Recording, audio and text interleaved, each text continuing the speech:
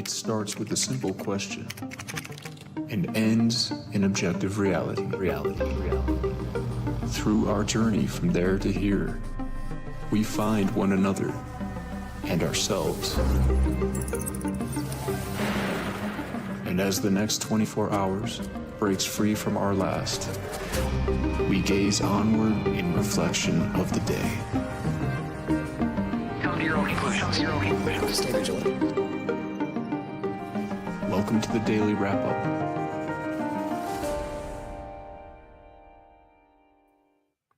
Saturday, July 26, 2025. Thank you for joining me today.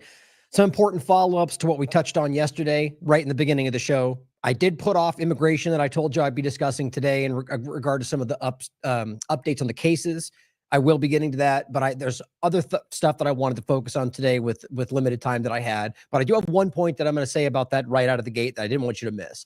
But right in the gate today, after that, we're going to be discussing some of the follow-up points from yesterday. Some actually pretty important points in regard to the Maxwell, Epstein discussion.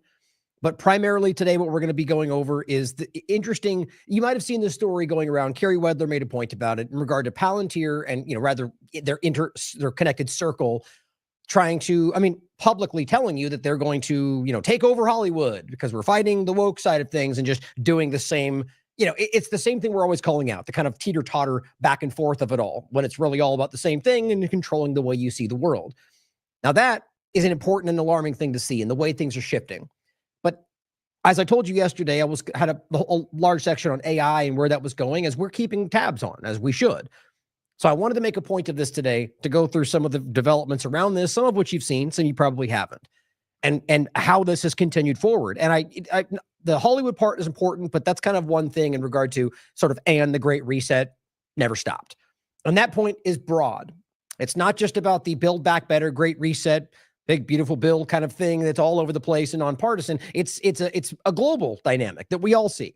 The lockstep COVID-19 illusion dynamic, that a lot of different things that happened around that kind of showed most people that, at least as I would see it, that even though they're adversarial in plenty of ways, that when it comes to controlling your life, controlling the peoples underneath them that they need to continue to hold power, they'll be willing to work with even their adversaries if that's even the reality of it.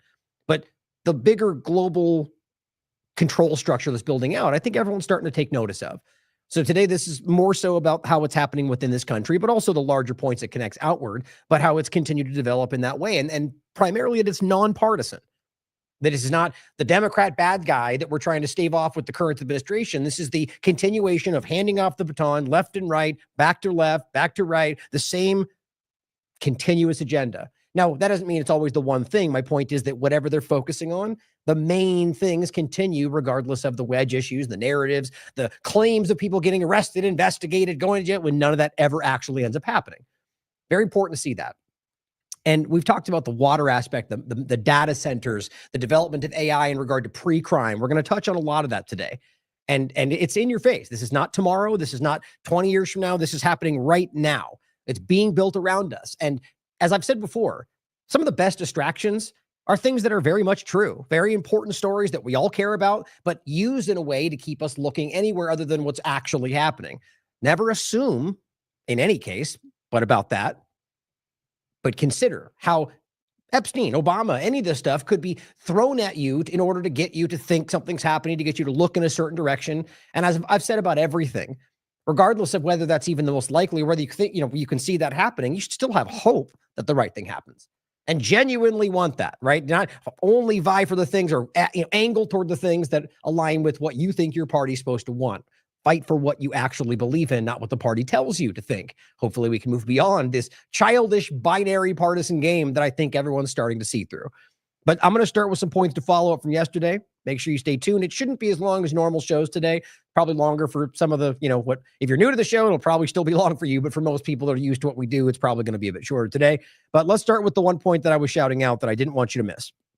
And this is in regard to immigration that we will be getting more, I'll be doing more of a focus on. And I'll be on Fine Points on Monday, and we can talk about that in the BitChute podcast with Jeffrey and Bruce and discuss, we tend to kind of highlight around the immigration points, but it goes all over the place in good ways. But the point is that we tend to focus on this, and I'll make sure and bring some of this up when we're there on Monday. But This is just to set this in your mind, to make sure that, this one example should show most people, if you're willing to be objective about it and recognize the truth of this, that this is, this one case alone, if that was all that ever happened in the negative direction of this, should be enough for you to push back on this. But because we know this is the norm, not the exception, guys. This is more often than not in what's been happening. And I've proven this with the data. So is Melnick. So is plenty of people that are being honest, nonpartisan, objective about it. We talked about this. His name was Andre Hernandez Romero. He was the gay makeup artist, as people referred to him as, that got sent to El Salvador, had no criminal record, was not here illegally, had an autism awareness tattoo. They said that made him an MS-13 gang member. That's actually how ridiculous this is. Now, imagine, by the way, people that have less representation, less influence, or however this ended up getting the attention that it did, that are stuck in a cell in El Salvador. They exist right now, and they're still there. Hope that doesn't get lost on people trying to pretend like this is only about gang members and leaders of the gang. No, they gave them pardons. They let them go. And again, of course, in regard to Garcia, they also worked with one of them to let his allegations fly against Garcia that have now been proven again to be false, and let him go out of jail. But the first point is the MS-13 gang members in this country were let go because they had to deal with Bukele. More than once, by the way. But to this point, Brendan Wolf says, we did this to him, the government, this country. We condemned him to this torture because he dared to follow our own laws and seek refuge here. The headline is, the gay makeup artist Andre Hernandez Ramirez describes horrific sexual and physical abuse. How many times did we worry about that? Because the earliest report was that somebody saw him getting beat up by the guards, and it's not secret what happens in these horrible places. And so I worried what would happen to this person because he was not a criminal.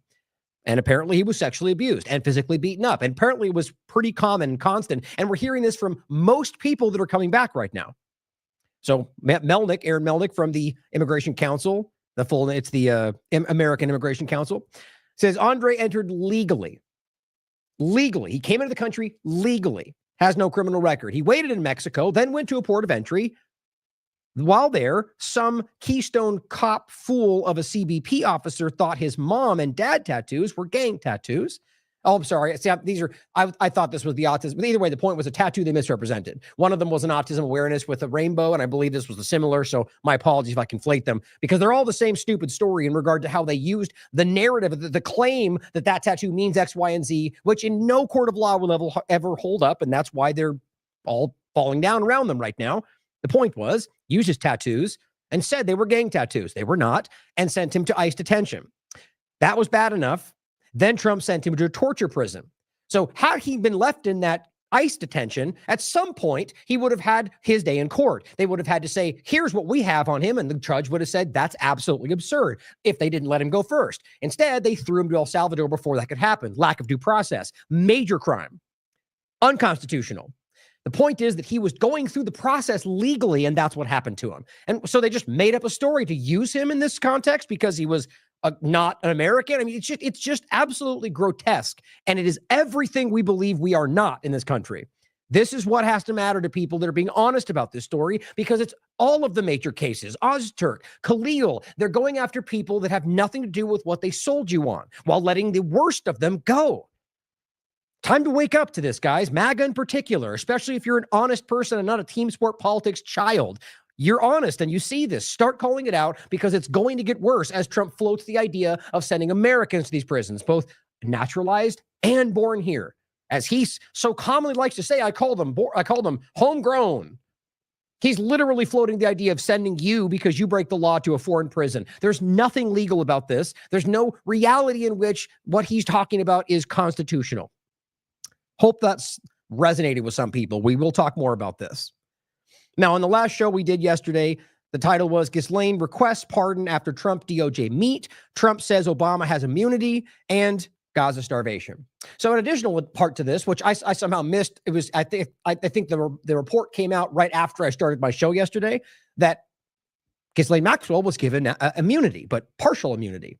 Now, I think the reason it got less attention, which we'll come to in a second, actually, I wanted to start with some points on what Gaza before. The point is, I'm going to show you this show from yesterday, give you a few follow-up points to what we discussed yesterday. And if you really want to get into these things, make sure you watch this show. The rest of today will be about Palantir AI and the overlaps to those parts. But since I mentioned it already, jumping ahead slightly, the Maxwell part of it is interesting because I think it's being slightly ignored because it has to do with the meeting they had.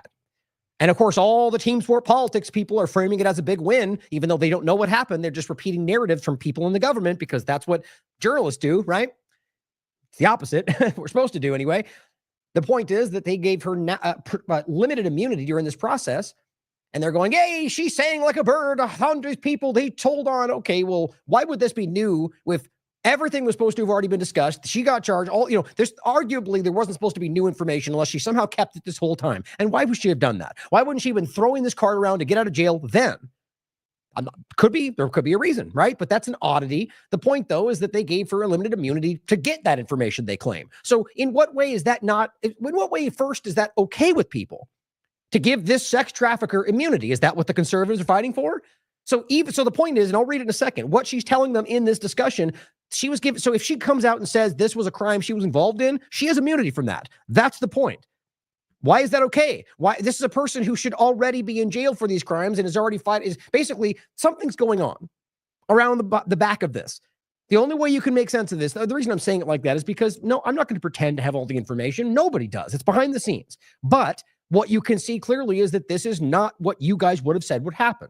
Nobody would have said, oh, she's going to get out of jail and that's going to work out for us. You're covering for a pedophile sex trafficker. That's the narrative anyway. And that's what everyone seems to be letting go in the team sport politics side to act like this is going to work out in the long run.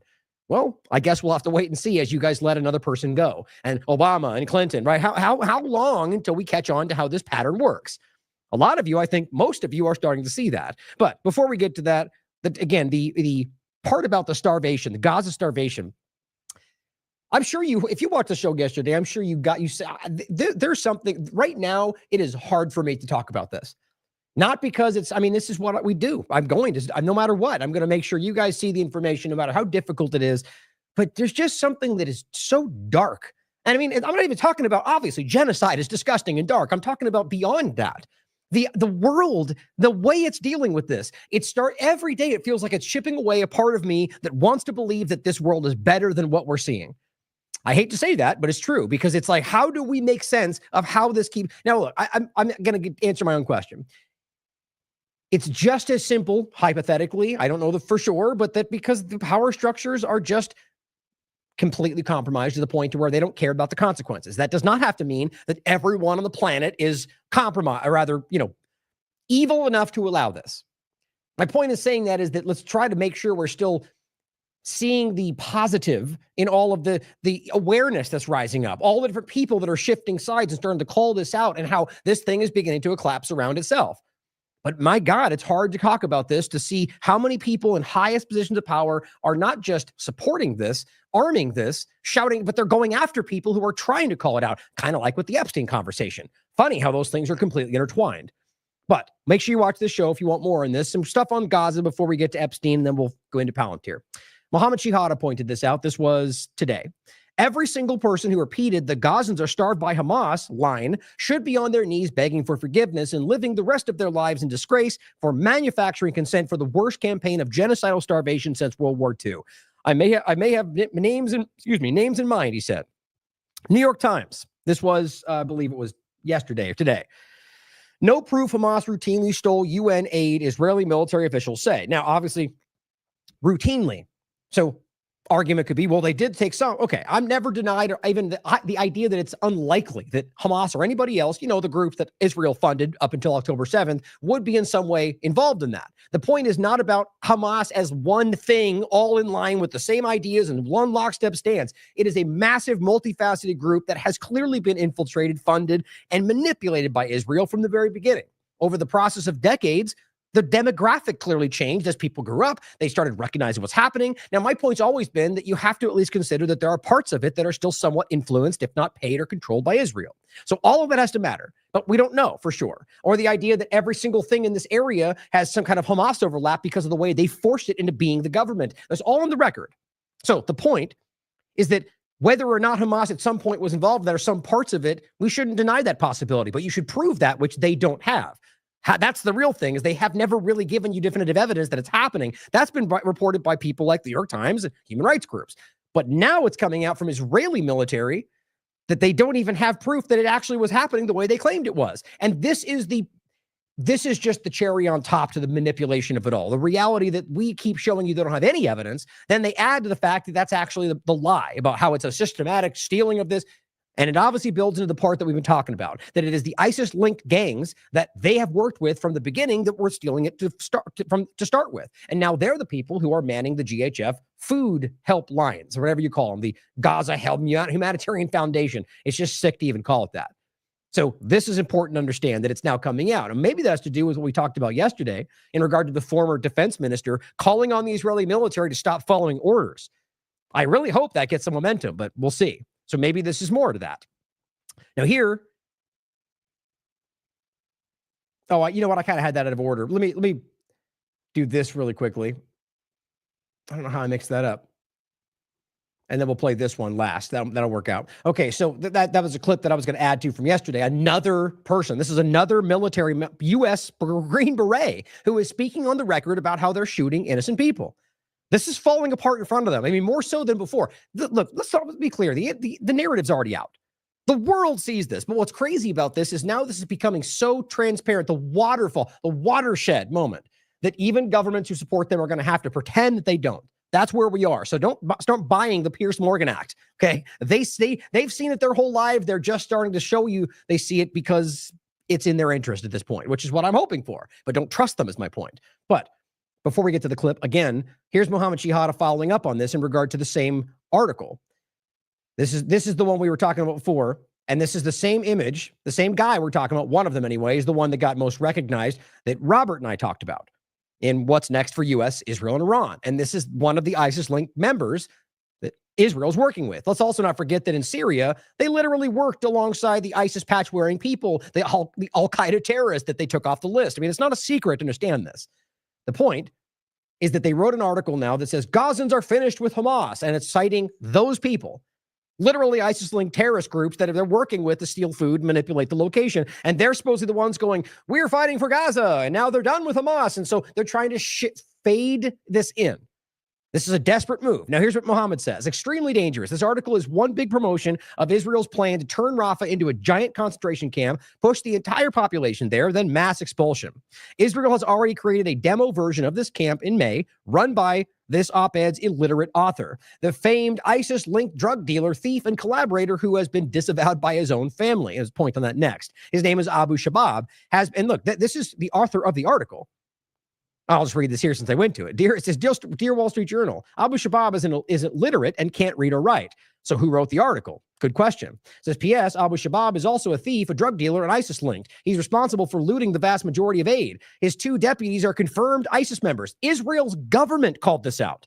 You don't see the problem with that? And on top of that, as he posed in a different point, by the way, different tweet, did they literally just let Mossad at IDF just write an article and they just published it on Wall Street Journal? It seems like that's how this works these days.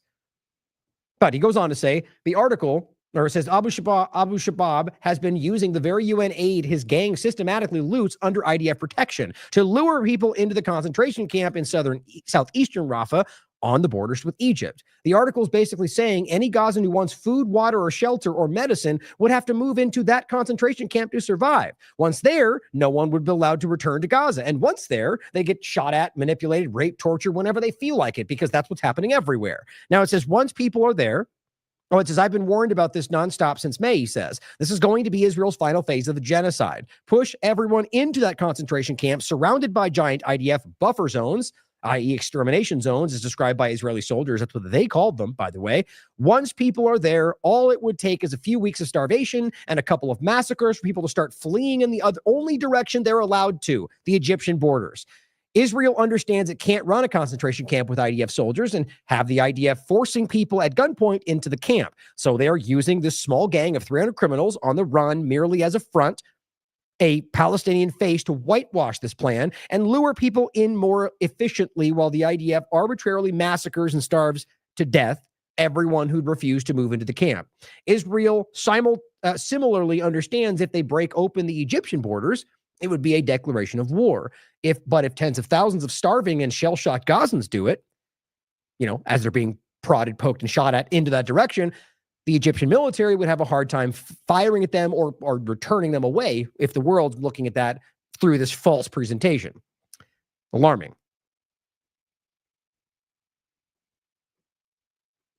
So Drop Site News, if you missed yesterday's show, I recommend you check it out because we had three different reports from three different aid groups telling you, I think I even have the really short one actually, let me see if I can grab that, telling you that they watched them openly fire on people coming up for aid. Let me see if I've got that real quick. Yeah, I think this is the short one. It's 44 seconds long. So this is backed up by the World Food Program, human rights groups on the ground. I mean, the idea that they're trying to deny this is insane. They pulled up at the World Food Program pulled up, and over them, they shot at a bunch of people running up for food openly, guns, tanks, everyone reported it. And they just claimed, no, we were warning firing. No, they all saw you guys. They watched you kill people. Here's one of them. Colleagues were present as well just a few days ago when dozens of wounded and dead streamed into the emergency room after an incident at Zikim in the north of the Gaza Strip, where trucks of aid had arrived of the World Food Program. An Israeli army shot at the desperate people looking for aid for their families. 79 people were killed that day. These are incidents that we see every single day. I have no words for this to describe. This is one I hope never happens. Hungry, they're starving down the road. And what we saw were thousands of people running towards us. And they were hungry, they're starving. And all of a sudden, the Israeli tanks, Israeli guns, Israeli weapons from all kinds started firing on the crowd. I mean, it just doesn't get more obvious than that. And they're denying it every which way they can, because that's what liars and dishonest genocide committers do. Here's what Drop Site News reports. Israelis murdered 2 Palestinian women at the GHF Women's Only distribution in Rafah. Israeli forces shot and killed 2 women during what was supposed to be a woman-only aid distribution. I mean, that just reeks of manipulation for a lot of disgusting reasons. I don't know why that makes sense, why you would have a woman-only location. Now, it says Mary Sheikh Al-Eid was separated from her sister in the chaos as troops fired stun grenades and sprayed pepper spray into the crowd. Why? There's not an argument there were somehow Hamas members or armed males. It was a woman only. Doesn't matter. They're killing people with impunity at this point. Minutes later, a stranger picked up Mary's phone and told her sister she'd been shot. She was killed by a bullet to the neck. It just kills me how obvious this is. And here's the GHF trying to claim, look, we're helping people. And then they lure them in under a guise of security and then execute them. This happens every single day right now. Now, here is a Green Beret telling you what they're doing. It's another example. It says, without question, I witnessed war crimes by the IDF. I hope people are paying attention. Shooting at the crowds of Palestinians.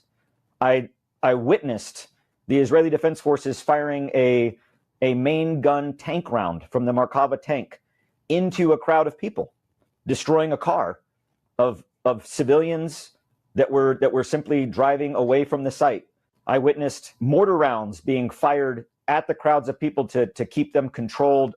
As a professional soldier with a very long career, what was your professional opinion of what was happening? I guess I have to comment. This is so frustrating. Am I the only one in the world that seems to have this weird issue with the video on StreamYard? What is up with that? I'm telling you, every time the video is perfectly on my side. I downloaded it was perfect. On my computer, it looks perfect. But somehow when we get into these videos, weirdly only about specific content, this seems to happen. Am I crazy? Guess, call me a conspiracy theorist, plenty do. I'm not claiming I know anything, but my God, it's just this world we live in where things like this seem so consistent. There's a mathematical situation here, right? When things happen this consistently every time on certain conversations. Anyway, I'm apologizing if you don't get the point for why this is glitching and why the audio doesn't line up. It is real, and I'll show it to you on the post when we get back. My professional opinion of how the sites were established was what I would describe as amateur, inexperienced, untrained, no idea of how to conduct operations of this magnitude. That would be my most benign assessment.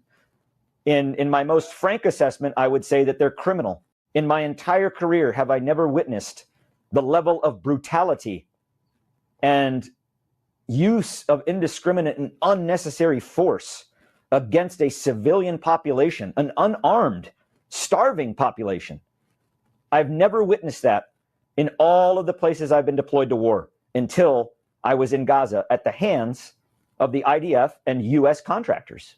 Based on the knowledge you have, do you think that you were a witness then to war crimes? I think you're saying that very emphatically. Without question, I witnessed war crimes.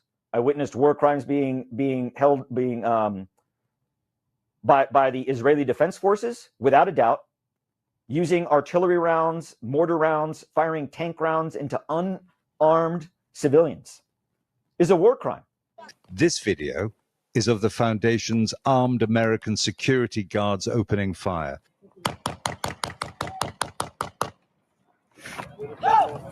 I think you hit one. It was filmed by a US soldier who signed up for the operation in Gaza after he retired and left, he says, when he saw American colleagues and the IDF killing civilians. The soldier is Lieutenant Colonel Anthony Aguilar, a Special Forces veteran of the US Army's Green Berets.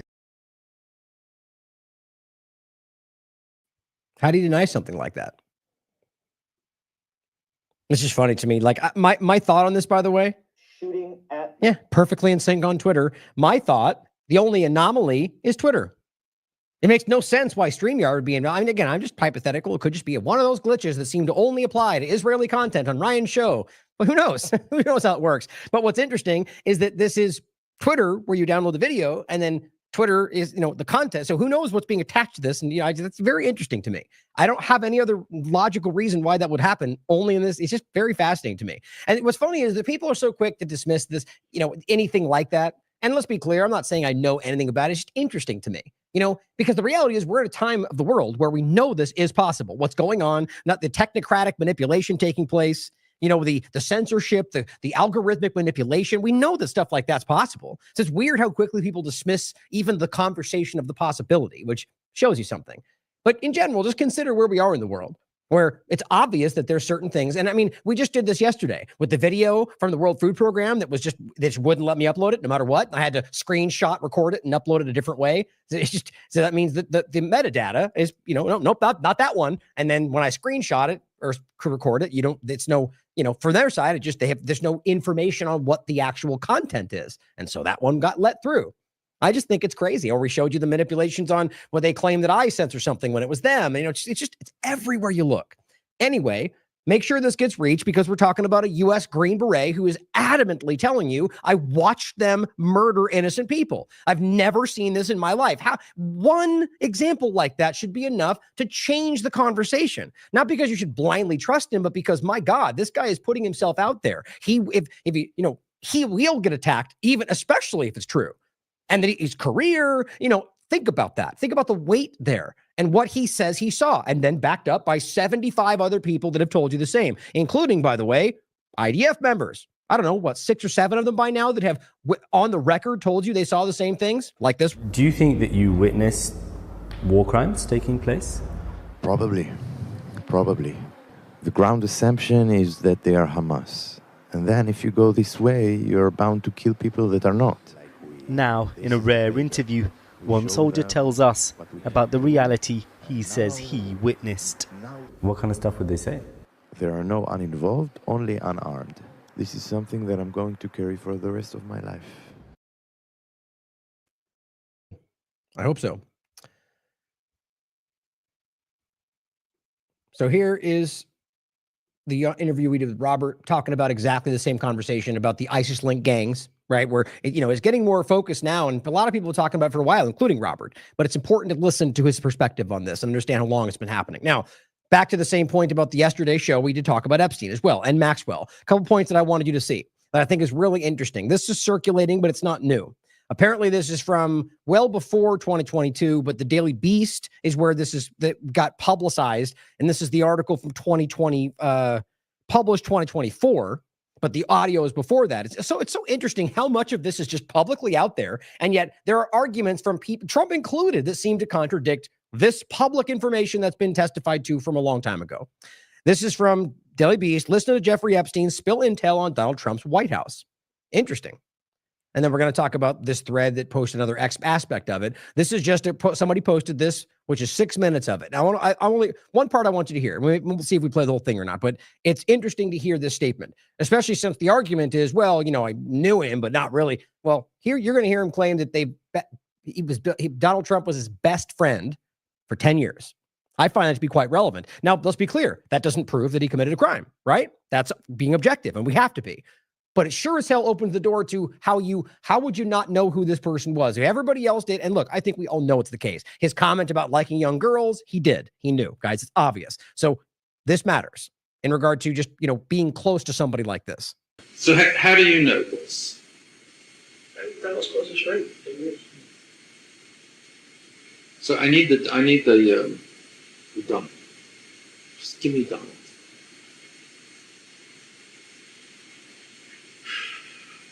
First, it's fun. As you probably know, he had a scalp reduction. Because he had the same male pattern movement that we all have.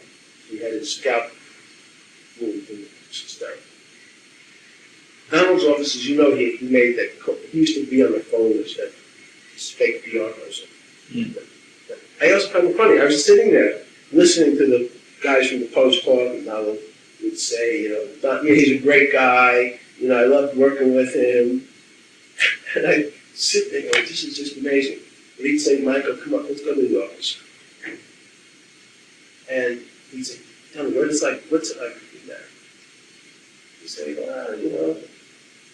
you like having sex with your wife? How often do you? He'd say, it's great. Seriously, Michael, how often do you have sex with you? Don't you want to? You and I can go upstairs, or tomorrow come over. There's this girl's coming in from Los Angeles, part of the Hawaiian Tropic Conference. So come over 3 o'clock. You're going to have a great time. I promise you, Michael, it's just me and you. You're going to have a great time. Be up here at 3 o'clock. We can go upstairs. The whole time, Victoria's been on the phone, listening, setting it up, because he wants a story.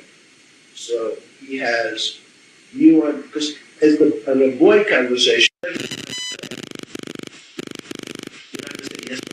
Here.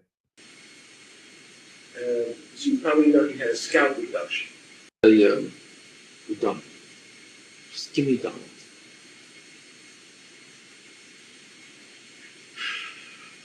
First, it's fun. As you probably know, he had a scalp reduction. Because he had the same male pattern movement that we all have. He had his scalp moved in hysterical. Donald's office, as you know, he made that call. He used to be on the phone with his fake PR person. I also found it funny. I was sitting there listening to the guys from the Post talk, and Donald would say, he's a great guy. I loved working with him. And I sit there going, with respect to real estate deals, he's brilliant. He's a salesman. He knows real estate really well. Anything else but that, he knows nothing. No history, no strategy. And I start to say about executive function. The executive function says, and it's strange because construction, by definition, is just that. Interesting. I think the interesting is just the kind of the manipulation discussion, but also that, he's best friend for 10 years. And let's not forget, this is what when asked about the young girls, he responded like this. You're innocent. Why are you taking the Fifth Amendment? Have you ever had a personal relationship with Donald Trump? What do you mean by personal relationships? Have you socialized with him? Yes, sir. Yes? Yes, sir. Have you ever socialized with Donald Trump in the presence of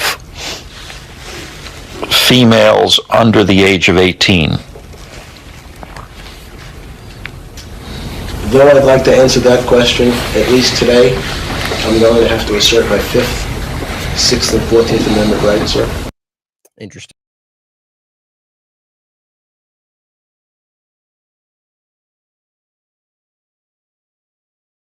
a gun. I just got booted out of StreamYard, so give me a second. I have to reset up real quick. Gotta love the world of TLAV, don't you? Really seems like it all works out. Everything's on our side. Okay, so let me get reorganized here really quickly. When I get booted out of StreamYard, like we were talking about with Jimmy the other day, it wipes everything out. So I have to reset the table here. Looks like that's set up. Okay, where were we?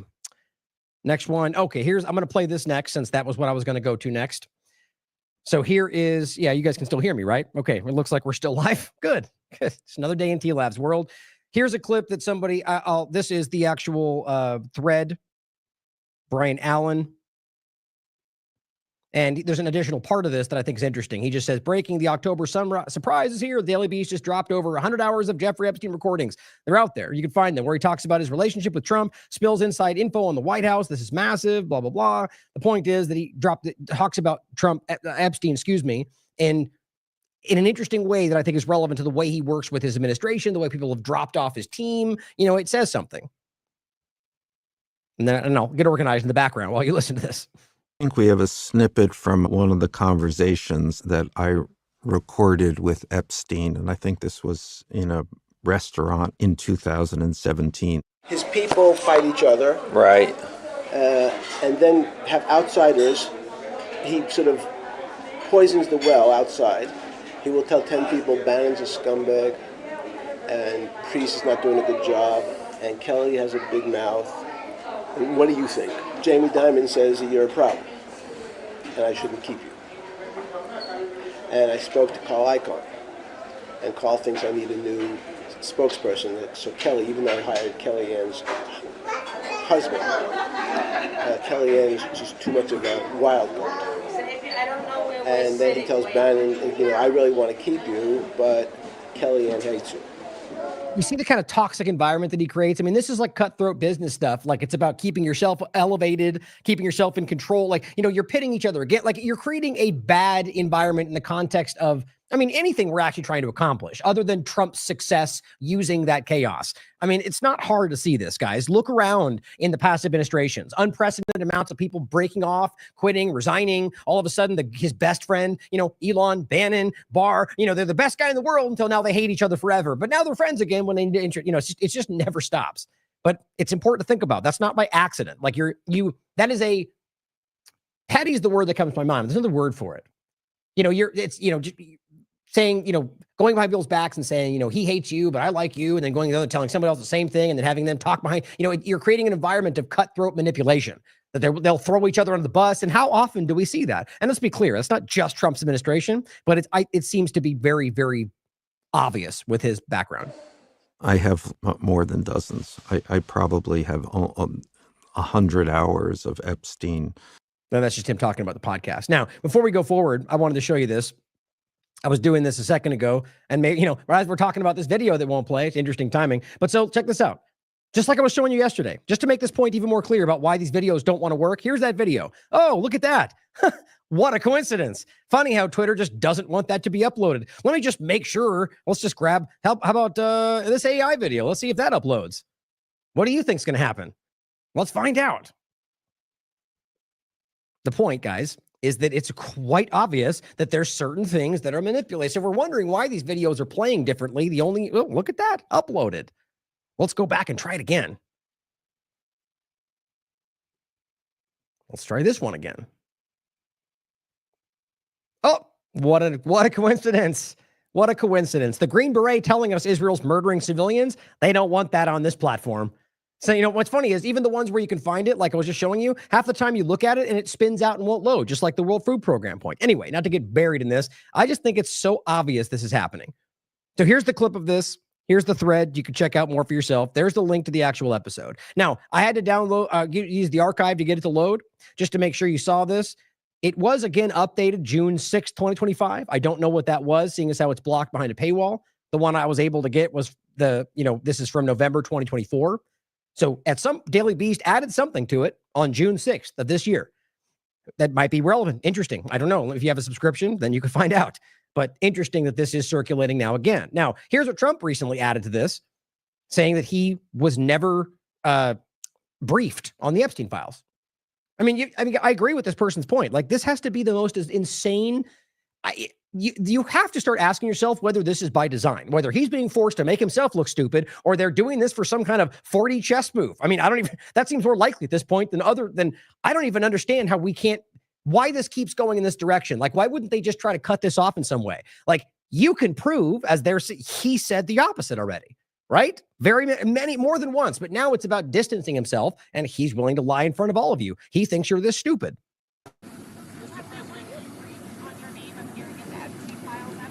No, I was never briefed. No. Did you ask how simple? You can't hear the background. Just download, listen closely when we end. They said very clearly, were you briefed on the Epstein files? He goes, nope, never briefed. Do you actually believe that? Does anybody actually sit down and go, oh, that makes sense? The president of the United States, who's been pushing this idea the entire time, and who's been calling it a hoax, was never briefed? Okay, then how do you know it's a hoax, Trump? If you were never briefed on the files, how could you possibly know that? How could you? I mean, it's just so ridiculous where we are. And it is, I mean, everyone sees this, guys. That's it. It's the same with everything else we're talking about. Like, it's gotten to a really weird point where it's like they've acknowledged and accepted that you see through their BS, and they just keep pushing it.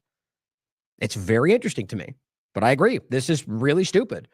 Now, Maxwell had received yesterday limited immunity, which I think in and of itself, which is getting not enough attention, because that in and of itself is absolutely important, because what she's giving them, which at this point could include everything she's ever been involved in, she now has immunity from. That's what this means. Maxwell, whose sources told ABC News, initiated the meetings with the Department of Justice, answered questions for about 9 hours over 2 days, 3 hours in the second day, despite them acting like it was a short meeting for some reason. I don't know why. Being granted a limited form of immunity. The immunity allowed Maxwell to freely answer their questions about witnesses to Todd Blanche without fear of her responses could be later used against her. Perfect. So she can go, everything you've ever heard about this. Now she's immune from that. This so-called proffer immunity is commonly granted. It is to individuals prosecutors are seeking to make cooperate in a criminal case. Maxwell has already been tried, convicted, and sentenced for sex trafficking underage girls. Now, to be clear, that discussion about things she's already been tried for and sentenced for, the only way that can shift, regardless of what she's been given immunity for now, would be an appeal, as far as I understand it. But we know the way that this administration has just bucked the entire idea of anything legal, the legal norms, constitutional norms, precedent with the Supreme Court. I wouldn't be surprised by anything at this point. But just understand that's how this appears to be going forward. So that I would argue that she can, whatever she gave them, assuming you ever get to see all of that, the 100 names they claim, I'll point you, so show that in a second. They claim she gave information on 100 different people. Seems odd that comes out now. And maybe that's what they gave her in the box and said, name all those people for us. I mean, how do we not consider something like that as she gets carrying this big box of information back into the jail cell? Why does that make sense to anybody? So-called, then goes on to say, Maxwell has already been tried. I read that. Now it says Marcus and Maxwell were asked about maybe 100 different people during the interview with the Deputy Attorney General. He said she answered every question. So here's what's interesting. You're getting people framing this like Alex Jones saying they gave us information of 100 people linked to Epstein. Oh, is that what happened? Or did they explicitly ask her about specific people? And she said yes or no, which is something similar, but that means that they're guiding this direction. Here's a list of information, and then they ask questions about 100 different people. Did they ask about Trump? Okay, so if let's just say she says these 100 people, does that mean that's everybody included? Like, this screams manipulation with everything else we've already seen. And that's why not even conservatives seem to be taking this bait. She didn't hold anything back, Marcus said. Limited immunity. I think that's insane in of itself. Right now, that should be something you are raging about. Now, this is the person who told you that she was going to be tried. Everyone's going to jail. And Obama, we're going to go after Obama. Well, none of that seems to be happening. Obama, Trump just said has immunity. Maxwell, who he said wouldn't happen. She's not going to give. Here we are. Now, it's not entire immunity, but if you basically encapsulate everything through this conversation, then it kind of amounts to that. This is how they work. Alex Jones, this is yesterday, says deep state in crisis. I just think this is pathetic. Like, the way this is going is embarrassing. Ghislaine Maxwell provides Deputy Attorney General Blanche with the DOJ with information of 100 people. So says the corporate media and the government. So apparently he's just a relay for corporate media information and what the government says. Great journalism. David Oscar Marcus, Maxwell's attorney, said he was asked about every possible thing. This was the first opportunity she ever had been given to answer questions about what happened. Yeah, does that make sense to anybody? Never asked her? Right, so again, if you weren't briefed and you never even asked these things, how do you guys know all this information? See, these people just take what they're given because it's partisan team sport politics, guys. That's what this is. Derek Brose points out, people like Liberty Lockdown are always making excuses for Trump potentially granting a pardon to Maxwell. He says, make no mistake, her father was intelligent. She learned her skills from him, and she was the one manipulating and coercing the young girls and women into abuse. Clint Russell says, perhaps an unpopular opinion, but if a pardon to Maxwell results in a couple dozen high-profile people going to prison, I would make that trade. Wow. Okay, look, so if Biden had done that, would you guys be going, that makes sense? Of course not. You're like, Democrat, pedophile, see? It's just sad how easy partisanship breaks logic these days. Benny Johnson. Well, first, the point is Dan Bongino. Now, we've been showing you all these different sidesteps, right? About all these different things that are happening. In some cases, things that do matter and are happening, right? Like with the dark web sites they claim they took down. I don't know how people can verify that. Dan Bongino comes out with this story. No, sorry, not a story, just an abstract insinuation about things to come, which is just perfect for how this goes. This is real. He did tweet this out. I'm just showing you Benny Johnson's tweet on it because I want to include what he said and have less tweets to save.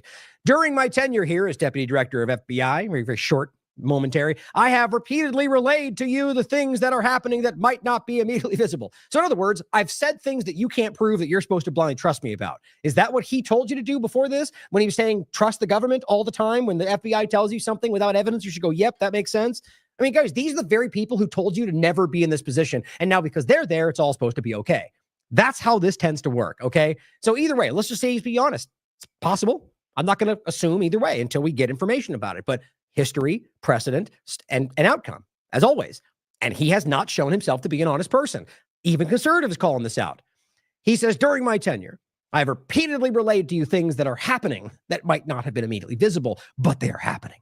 Trust the plan, guys. Trust me, he says. The director, so the podcast, he didn't say that. That was me saying, that's what he meant by that, just to be clear. Now he's continuing the actual statement, quote, the director and I are committed to stamping out, that's cash, public corruption and the political weaponization of both law enforcement and intelligence operations. It is a priority for us. Let's see if that pans out. What do you think? But what I have learned in the course of our properly predicated and necessary investigations into these aforementioned matters, right? The things that I did that were done well and were, I did the right way. It's a weird way to say that, isn't it? Has shocked me down to my core. We cannot run a republic like this. I'll never be the same after learning what I've learned. I mean, this feels ridiculous to me, especially since what you're saying is this crazy thing that will never be the same, and it will, story coming soon. He continues, we are going to conduct these righteous and proper investigations by the book in accordance with the law. I guess that'll be a new page going forward since that's not what they're doing so far. We are going to get the answers we all deserve. We as in us or we as in them? I don't know. As with any investigation, I cannot predict where it will land. Maybe we'll give them a pardon. I don't know. But I can promise you an honest and dignified effort at truth. An effort. We'll try to be honest with you. That's what that says, by the way. Not my truth or your truth, but the truth. Yeah, he'll do an effort to do that. Okay. God bless America. So again, a nothing story. Things to come. Shaken to my core about what you don't see. Okay. I mean, let's be real. That's not hard to wrap your mind around. There's a lot of terrible things going on in the government, overseas, genocide, trafficking, manipulation. From all sides of the paradigm. So the question is, do you believe that he's going to do something? Like, ask yourself this. Isn't this what he was saying was going on before he got in this position? Wasn't he ranting on his podcast all the time about how government's corrupt and what they're doing? Okay, so what shook you to your core? Maybe something. Do you believe it will change? Do you think he's going to come out tomorrow and next week, next year and say, this is what I was talking about? I mean, they're covering up in regard to the Epstein case, guys. This to me, just like the Obama effort, seems a way to, without even giving you something substantive to hold on to, just going, there's something crazy over there that I can't show you. Stop paying attention to how we're failing you now. And this is you, just this Bondi Epstein info coming tomorrow or not. Benny Johnson says, this is the most chilling admission I've ever seen. What? What do you mean? The statement of something that we don't know about, that we can't verify, that he doesn't give you any information on? This is why I make fun of these people at this point, guys. That's insane. This is the joke. This is the coming out and Trump goes, it's Tuesday. And he comes out and goes, oh my God, this is the most earth-shattering statement Trump's ever made in his career. Oh my God, we're winning. That's what it feels like. You don't know what's happening here, Benny. And he's just saying things might have, it's sad. He goes on to say, Deputy Director Bongino says he'll never be the same and is shocked to his core over things that I don't know about that I can't prove. And I'm still going to support him, though. This goes so much deeper than we ever thought. Now, you realize he's not saying that's what Dan said. That he's saying that. So Dan says nothing, and you go, oh my God, it goes deeper than we knew. How do you know that? You must be able to see these things, guys. We are going to get the answers we all deserve.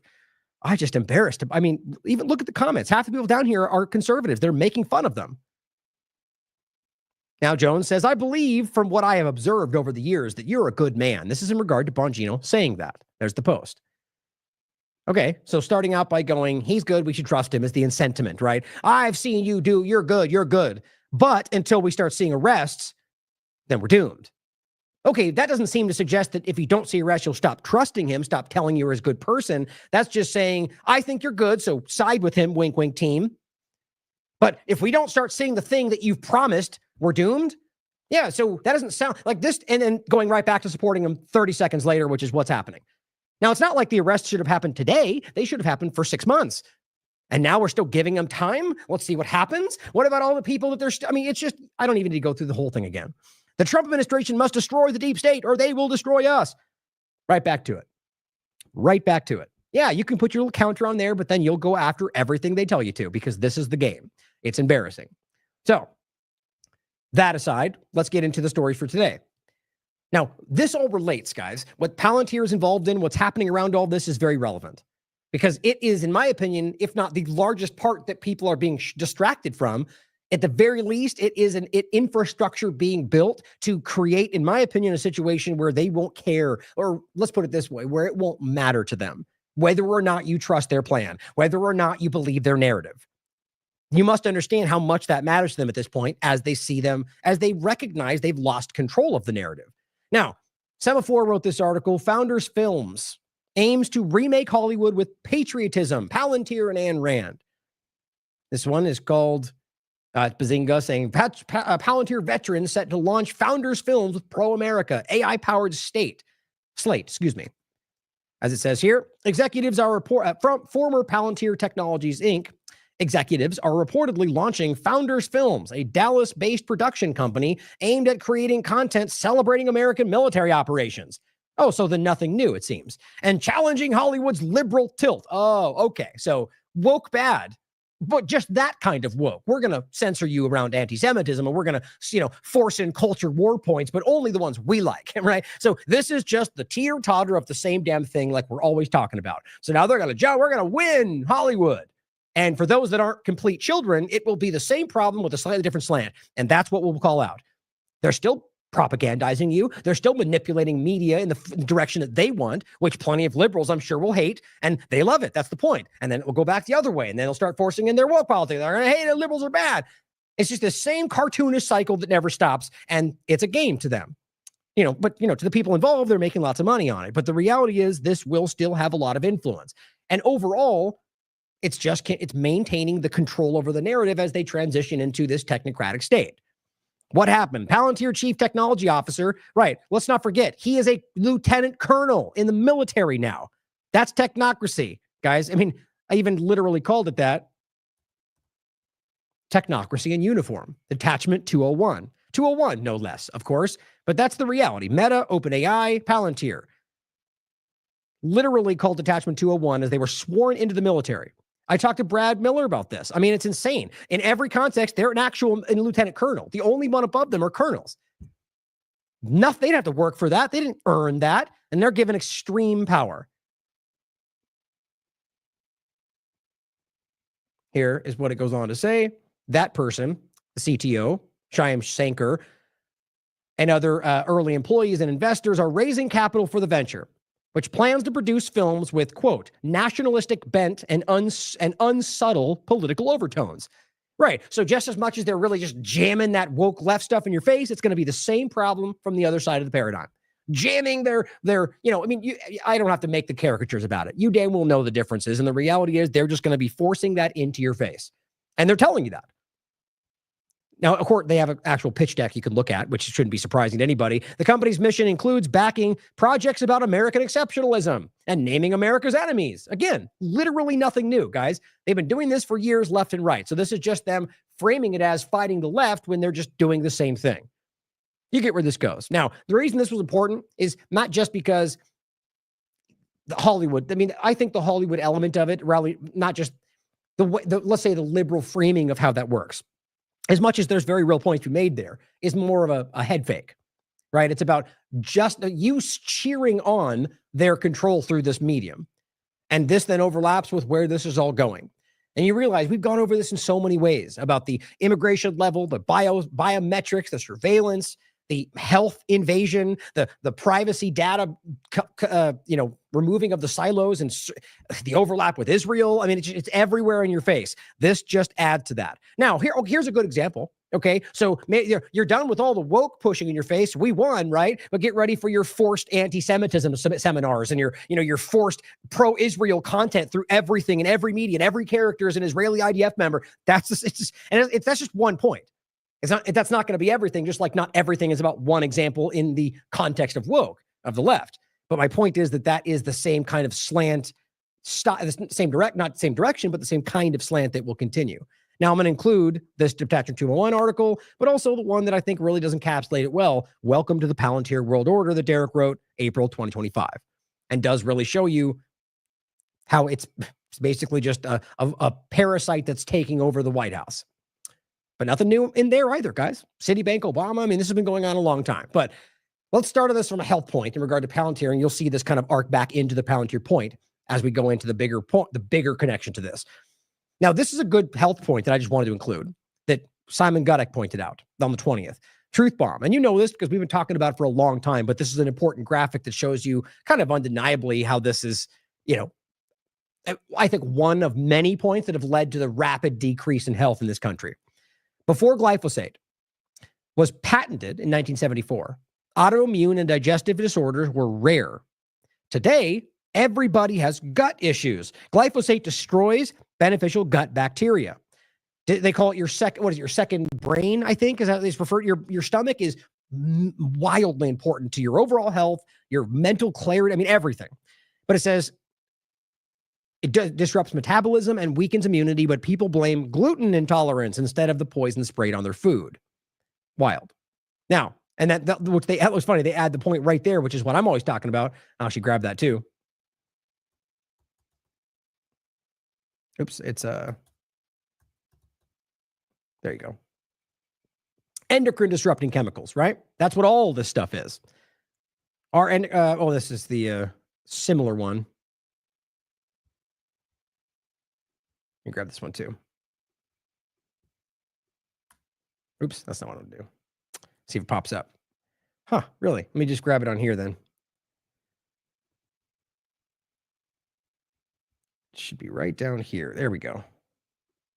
There's one more that I want to include that I think is important as well. Or I guess not. Well, I'm not going to take more time. I know it's in there. I'll try to grab it in the end and include it. This one was more related to a specific topic, but it's the same conversation. Oh, whoops. There we go. I'll include this one for you. But the point is about, you know what it was? I'm remembering now. It was the interview with Dr. Peter McCullough. Same question about the COVID-19 connection. And he very much argues that is an endocrine disrupting chemical. Now, back to the point.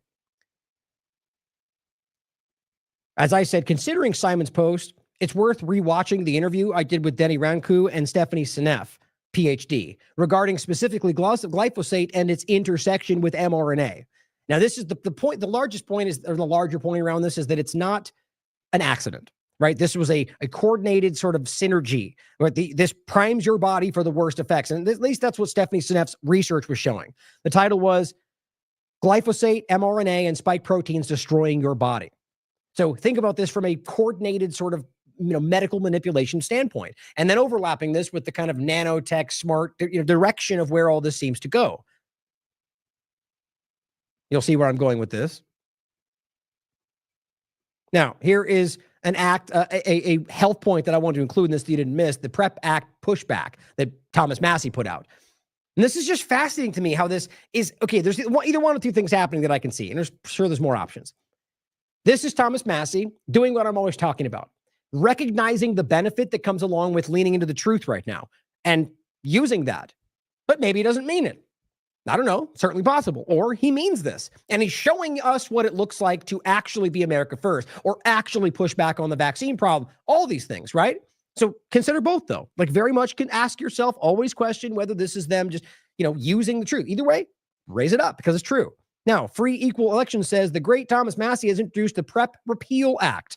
Remember, the PrEP Act all these different things, that were rolled in because of arguments of emergency, like the CARES Act. They're manipulations on the American people, transfers of wealth. The PrEP Act in particular was really a low point for where it sent us in this conversation. Now, it goes on to say, eliminate illegal immunity for COVID vaccine manufacturers. That on top of the Act of 1986 and the different connection points just blew the door. If you look, as always, and correlation is not causation. It does matter, though. Looking from the beginning of when these things happen going forward, both of them, you see a major spike in these problems. Just general health decline, but specifically the ones that overlap with vaccine injury, like myocarditis and Guillain-Barré syndrome. It's everywhere you look. So he says, or the Post says, no more special protections for Big Pharma. Now, why would anybody think that why would anybody fight to continue to protect Big Pharma? I don't see anybody doing that other than the government, both sides of it, which shows you something.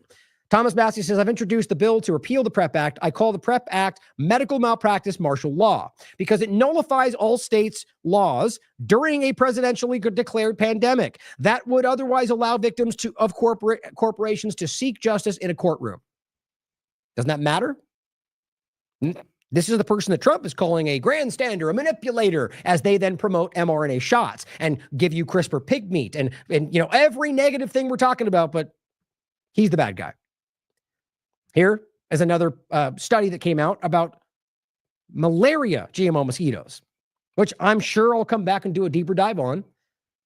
Vittorio says they genetically edited mosquitoes so they can you could say transmit, and I would even agree with that. But the argument would be to combat malaria.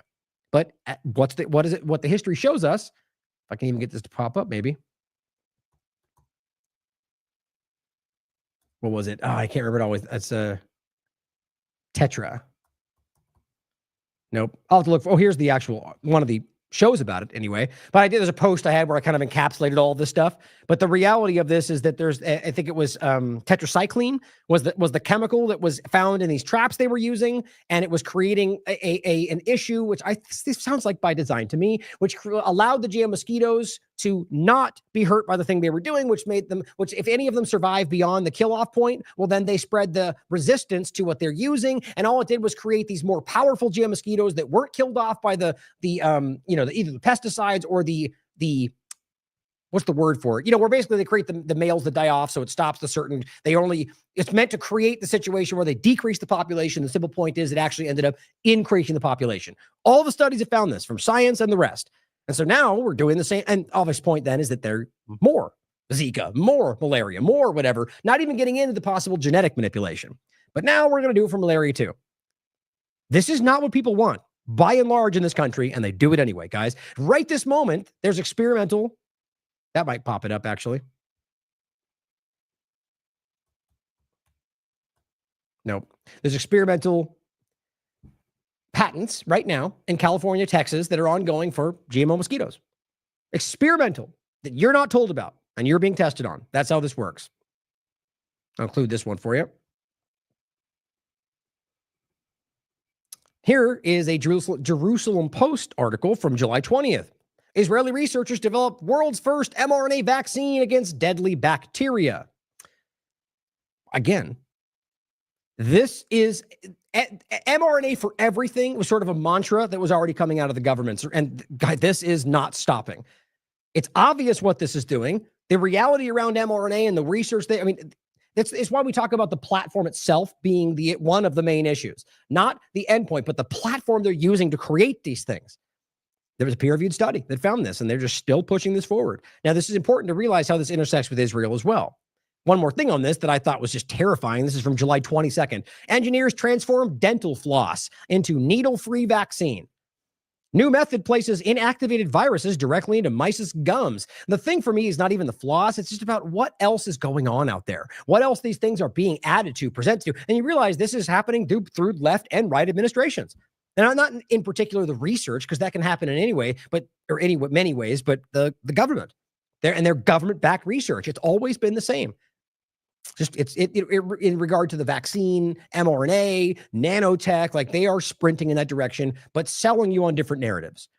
So here's a new study from July 2025, Internet of Bio Nano Things. And this is where this is going, guys. The internet, so remember, the Internet of Things is where your things can be connected to the internet, right? Like your fridge. Then you can have the Internet of what was the next one in between that? Internet of Bodies, which is kind of the same thing, which is ultimately where you can have like a pacemaker or something that connects through that, right? Then you can get to the Internet of Bio Things, which is ultimately about nanotechnology that could be in your body, that can be connected to some kind of, the internet is a simple way to say it, but then about the merging of them, which is really what it comes down to, the bioconvergence, the bio-digital convergence. And this is where we've been for a long, here, let me just play this again, since I think it's important to remember that this is not new, that we were told this is exactly where we were during the COVID pandemic. What the fourth industrial revolution will lead to is a fusion of our physical, our digital, and our biological identities. The difference of this fourth industrial revolution is it doesn't change what you are doing. It changes you. If you take genetic editing, just as an example, it's you who are changed. And of course, this has a big impact on your identity. It is important to use the COVID-19 crisis as a timely opportunity. So people assume we are just going back to the good old world which we had, and everything will be normal again in how we are used to normal, in the old fashion. This is, let's say, fiction. It will not happen. The cut which we have now is much too strong in order not to leave traces. It's really interesting, the hubris he put forward. Not we discussed this as an unelected body, but we are not going back to that. It just seems very interesting. And then we're going to get into the overlap of what he's talking about that came out from Canada, that came out in the United States in 2020 and forward, or even the idea of, what was that called? I'm not going to try to find. There's so many things jumping in my head about these conversations. The point of how they will alter the human species in 20 years. Yeah, here it is. Just making sure I can find it before I search on there for you. And this is exactly this conversation. This was a show we did about this and highlighted these documents we're going to get to. And this was about specifically 20 years ago, before, right around the COVID-19 timeframe. It was exactly 20 years ago. This was 2021. Government docs from 2002 reveal 20-year plan to alter evolution with nanotechnology. Now, these are government documents, like legitimately. You can, here's the one, I think this is one we're going to get into next, I think. Yeah, this is what we're going to show you in a second. This is directly from the international bodies that were covering this, the National Science Foundation. This is the U.S. government and international bodies overlapped. I'll include this for you as well. Been covering this for a long time. So the point here, Internet of Bio Nano Things, represents a groundbreaking convergence. Remember, this is recent. They've been talking about this for a long time. It's another study coming out highlighting this is where we're going. Represents a groundbreaking convergence of nanotechnology, biotechnology, and information and communication technologies. This study proposes a foundational framework for developing next-generation biomedical networks that integrate nanoscale biosensors with macro-level communication systems. Great. Is that what you want? I don't. I don't want anything like this. History has shown us will be abused by people in power. Without question, history has shown us that. Real-time in-body diagnostics, smart drug delivery systems, weapons systems, assassinations, or, forced vaccination. These things are very real. moral bioenhancement. They've had that conversation many times. Should it need to be done and they're too dumb to know, we'll force it. His point is every time I bring these things up, I'm like, I'll grab it. Compulsory moral bioenhancement, peer-reviewed study. Should it need to be done in secret because you're too dumb to know it's for your interest? They claim we'll just do it in secret. We'll do it because it's in your best interest, but we just won't tell you about it. Moral bioenhancement. It's very real, and they've talked about it many times, they being the hierarchy enslaving you in the background. So here is one of the many things I've pointed to over the years. This is from 2017. Flipping a switch in the head, which is, read it for yourself, Rockefeller University, just explicitly talking about using, and this is one of the points, was ferret nanotechnology, or they talk about magnogenetics, optogenetics, but controlling mice movements, brain processes, thought, glucose levels. Insane. All based on ferritin injections. Yep, that's where we are. I'll grab, oh, that's the one I have up there. I'll get to it in a second. So, that's right here. Bio-digital convergence, COVID magnetogenetic ferritin vaccines. These are all very real, guys. Big spikes in mass vaccinated areas. That was 2021. So here is a new point, not a new one, from 2021, July 23rd. The injectable nanosensor that will one day read your thoughts, or currently happening as it's 2021. A new kind of injectable biosensor might one day be able to read your thoughts or let you communicate with nothing but your mind. Well, that's what the Rockefeller University was proving and doing in 2017. So an odd way to frame this as a hypothetical we can't verify, already going on. Researchers behind the Neural Swarm 3, which we've talked about before, say it's gold-plated nanosensors, which are the size of a single viral particle. You see this game they play about look at this new clunky device that was the tiniest? No, they're able to create viral particle-sized nanotech that can do all sorts of things. Could travel through the bloodstream and cross the blood-brain barrier. Always that weird anomaly with the way they were jamming those things in people's brains when no one needed that, and we've now proven that. What were they doing? Once inside the brain, they would act like a kind of antenna, turning neural activity into optical signals that could be wirelessly sent to an external device. Hooray! Let's also not forget Charles Lieber's work in Harvard. Interesting overlap with Epstein in, scientific, technocratic, eugenics kind of focused directions. And there's overlaps to all of this. Charles Lieber, Robert Langer, Moderna, Epstein. When you look at the bigger picture, these things all overlap. 2011, virus-sized transistors. Well, the main point was when we get these things this small, they act like biology.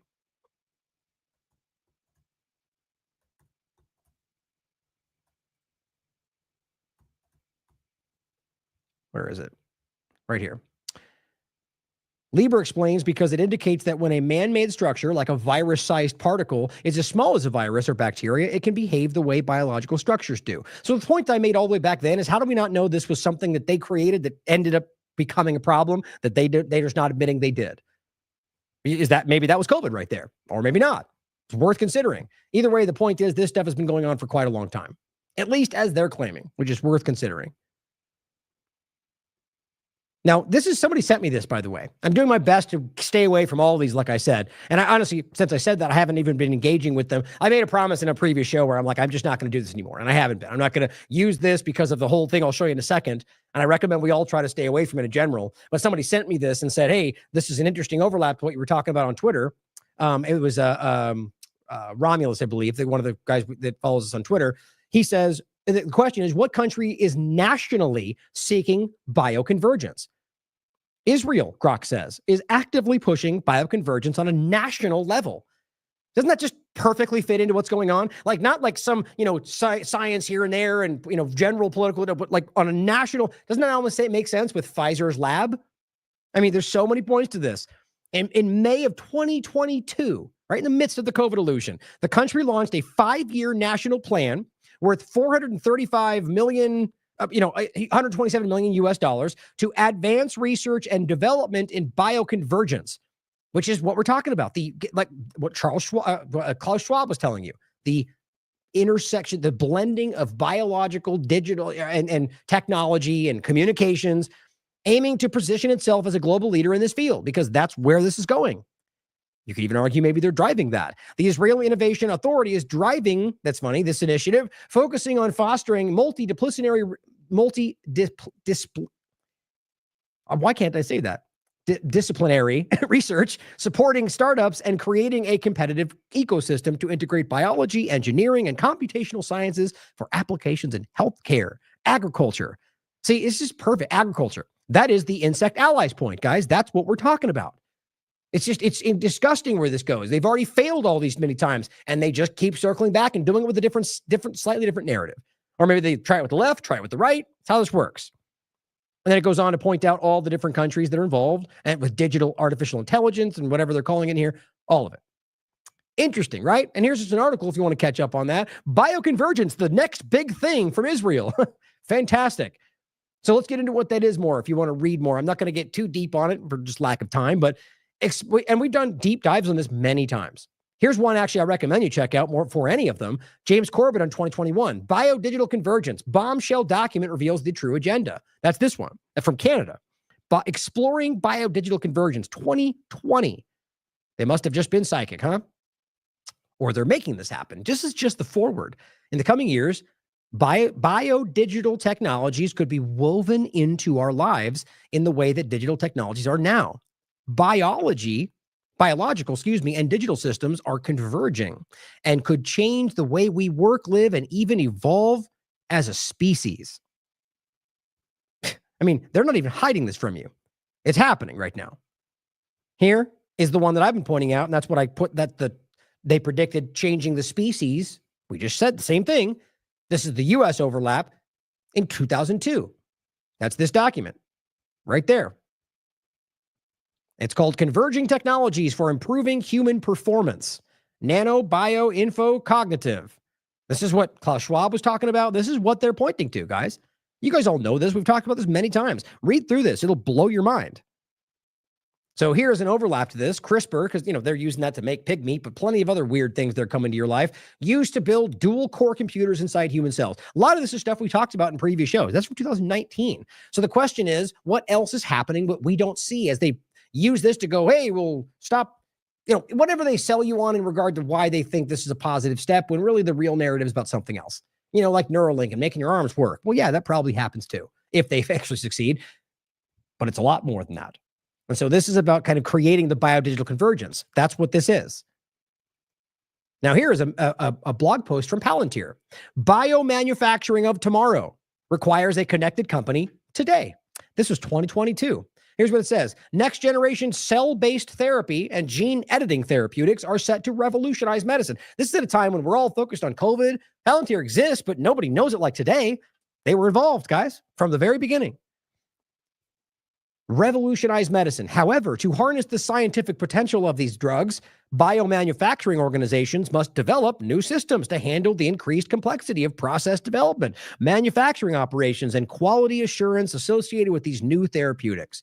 In this blog post, we discuss the shortcomings of everybody else, the legacy software systems and biomanufacturing organizations, and explore the benefits of a more connected approach that leverages Palantir and their foundry. This is everywhere you look right now, guys, everywhere. And the point is that this is in the middle of the COVID-19 dynamic, and they're sticking their fingers into the manufacturing side of where this goes. It's not hard to see where this all interconnects. And now they're immersed with the current government structure and building these things out and have access to all your information, immersed, it'll literally completely overlap with Israel. So, Israel has complete access now. We'll go over that in a second, the AI direction in general. Very important. But this is why I called this back in 2025 in April, the Great Palantir Reset. Now, that's not to say that it's just Palantir, but it's very obvious that this is the continuation of what was going on during COVID, during Biden. It's the same thing. That's why people were joking. True Stream Media made that great point about BBB. I don't know whether you mean Build Back Better or Big Beautiful Bill. It's the same. It's the same thing. I was even telling you this in the conversation on Fine Points on BitChute. Bruce Fine said he asked Thomas Massey because he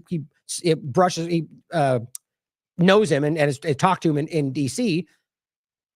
Massey himself said that the Big Beautiful Bill is just Biden's bill with lipstick. That's a direct quote. It's just very clear that honest people are just not buying what's happening right now.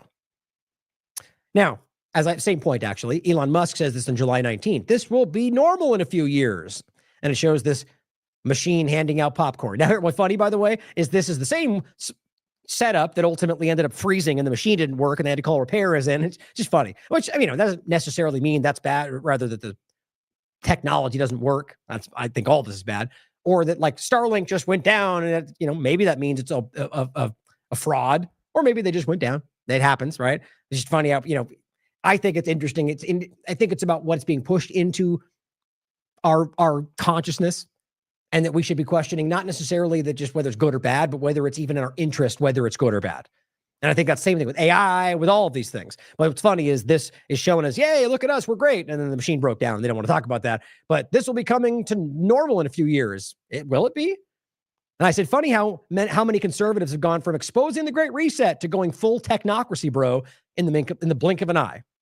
Seriously, it's just crazy. And those are the team sport politics people. Bassler points out, reminder, Palantir's tentacles spread far and wide. Palantir contracts as of July 2025, and this isn't even all of them. DOD, $1.2 billion. DHS, $1 billion. HHS, $1 billion. Army, $1 billion. Navy, $920 million. CDC, $443 million. FDA, $44.4 million. ICE, $30 million. What was that about cutting costs again? I just dumped it all in the lap of Palantir. That's centralizing control and information. Isn't that what we were all asked for? Hardly. VA, DOT, IRS, SSA, undisclosed. They're there, though. Over $6 billion in federal contracts and still growing. That's the truth of this. Wild. Here, Accenture writes this on June 30th, 2025. Palantir and Accenture Federal Services join forces, as we've told you before, to help federal government agencies reinvent operations with AI. Of course, that's where this goes. It's all about creating the AI control structure, the governance, everything. That's what they're trying to tell you if you're paying attention.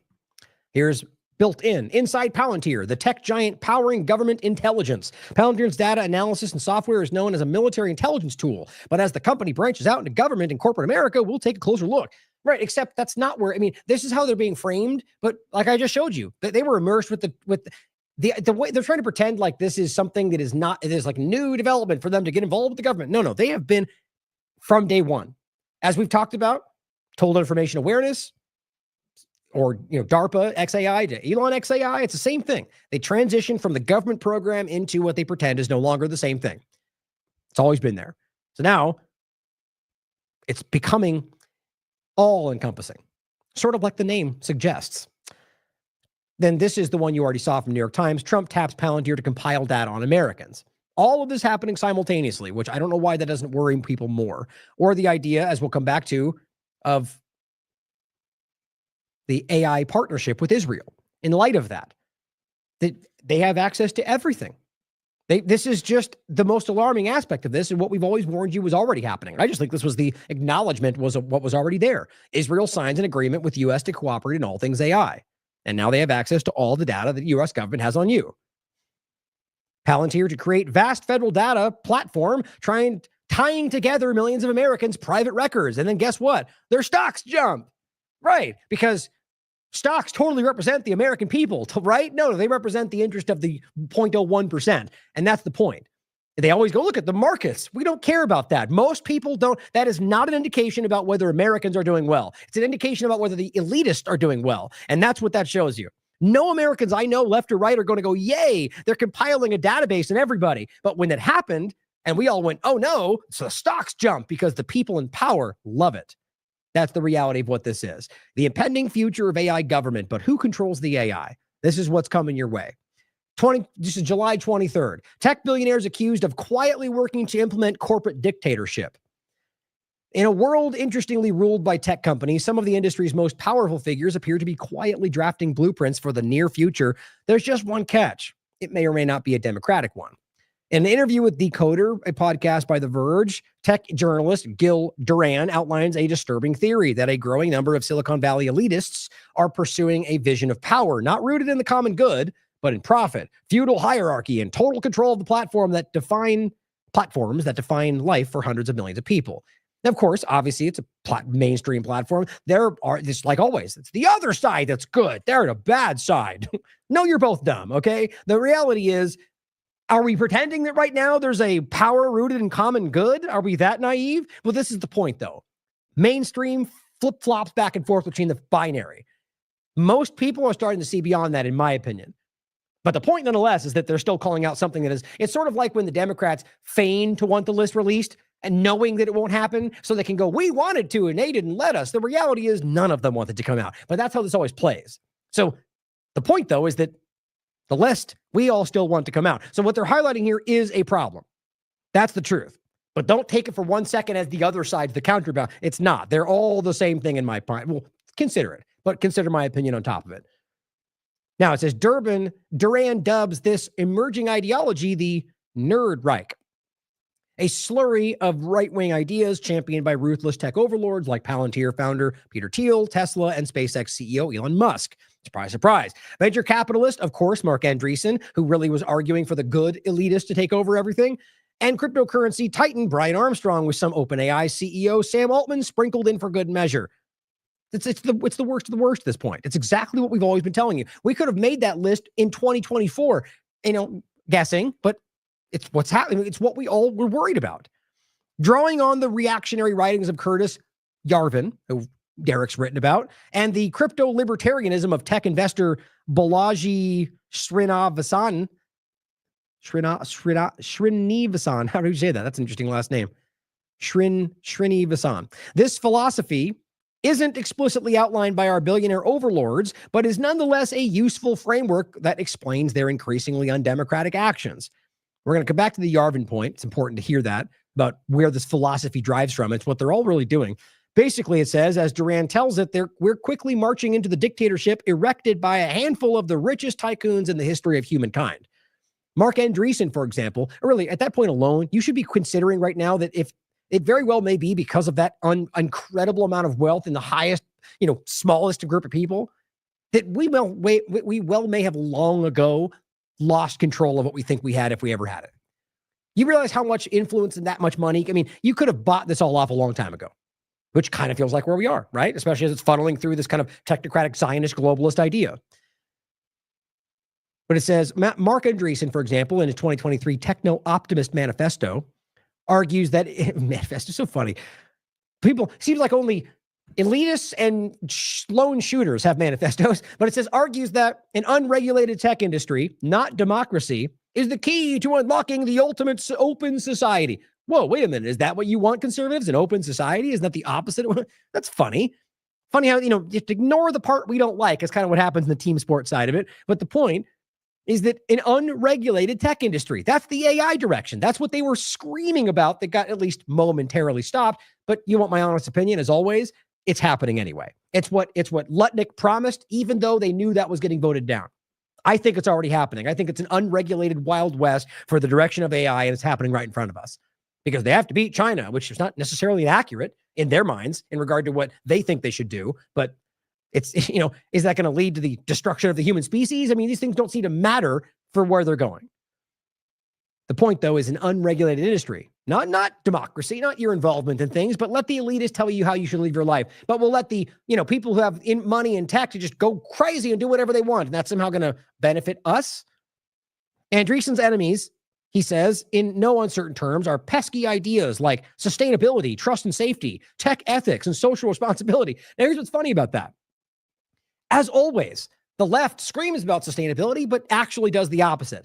See, many people have taken the bait on these buzzwords. No, there is no world in which sustainability as the definition is a bad thing. Unless it's something where that's, forced on, like anything forced against your will, regardless of whether it's a positive for the world, is also still a bad thing. Like saying it's good for everybody, you have to do it. I don't agree with that. The point, though, is sustainability as a thing, as an idea, is positive. It's inherently a good thing. Coming as a chef with my background, it's important. They just understand how the world works. My point is that it's something that they use to keep you thinking a good direction is a bad thing because the left pointed to it. But they're not even doing that. Or trust and safety. What is that a bad thing? Only the idea that you associate it now with some left idea, even though they're both the same thing. Tech ethics. Are we not supposed to want them to be ethical in the way they can try to control your life? Or social responsibility? Yes, they use that to make you think of woke ideas. It's just about being a responsible person in the conduct of what you're doing. Not that you have to, not that you should be forced to. You see, there's a logical line to being a objective person and not just fall into your left-right boxes. But what's funny is he's pointing to them because that's what they say, and we're going to bring the opposite, right? So we should want a socially irresponsible, lacking of ethics, lack of trust and safety, lacking sustainability, technocratic feudal state, because that's what the woke doesn't like. We can't be this stupid, right? It should be about individual choices, not what the elitists tell us you want on a back and forth teeter-totter. As a sneak preview of things to come, Duran points out that these men are already investing billions into network state schemes, lobbying for so-called freedom cities, just the right-leaning version of the 15-minute technocratic city, and using their platforms to erode trust in public institutions. So here is Derek's article about Curtis Yarvin. And technically, this one was the first one. Meet Peter Thiel's acolytes in Donald Trump's second administration, and they are aplenty. It's a lot. It's crazy. And then at the end references the philosophy that a lot of them ascribe to, and that's Andreessen and a lot of them, and that's this guy right here. That's Yarvin, Curtis Yarvin. Meet the man whose philosophy has influenced Peter Thiel and the technocrats. And it is a sort of like Machiavellian mindset, and it's not what I think anybody really wants, personally, other than people that want to use their power to take from you what you don't want to give. Now, here is another article that I want to include called The Technocratic Regime Change, and show rather. Under the guise of freedom, technocrats are slowly taking control. This is specifically about Prospera, which was a trial balloon. It's a Freedom City, Honduras takeover. It's the same thing, guys. And it is not even remotely libertarian. It is a technocratic feudal state that's literally taking from people, using it in a legal sense. Right? They don't want them there anymore. Honduras has tried to get rid of them. The only reason they got them in the first place is because the U.S. conducted a coup, and they used that to get in. Then beyond that, use that power to remove people from the judge positions, overtake the court, because the court originally said no on this plan. Then they suddenly won the vote, and now they're there. Now the power has shifted. They don't want them there anymore, and they say too bad. I mean, it's obvious. They see themselves as above international law or anybody's law other than their own. It's wild to me. We're going to do more on this, as always. We've talked about it many times. Also, the new Trump administration and the Zionist technocratic coup of the United States. That's how I see this playing out. Now, in AI in general, as we're going to wrap this up, July 15th from Wired. AI can now predict crime before it happens. How long have we been talking about this? It simply says, as if springing straight from the pages of Philip K. Dick's Minority Report, a team of scientists from the University of Chicago have demonstrated an AI algorithm that can predict crimes that are yet to occur with an accuracy rate of 90%. So they claim anyway. I've yet to ever see that prove out in the real world. Usually these things are conducted in a special circumstance to where it's able to do that. But when applied to a random circumstance and different ethnicities and so on, it's almost always come back as a failure. The ethnicities are actually the part about, and I don't think it has anything to do with racial discrimination. I just think there's a difference in the way these have been set up, and that every time there's been either I think it was an Asian or a black issue where, because like black people, for some reason, it made a mistake, or with Asian people, it just read them, it basically would say people were guilty when they weren't, or vice versa. And it was like a 50-50 shot. And we've talked about this a lot. Now, it's a very general statement. There's different percentages and different experiments. My point, though, is historically, it has always ended up falling flat. And we'll even have an example of that right here. We'll show you in a second, the Jason Bassler share that just happened. But it says fears of the thought police are probably running through your mind right now, obviously. But the author is keen to stress that the focus isn't on individuals.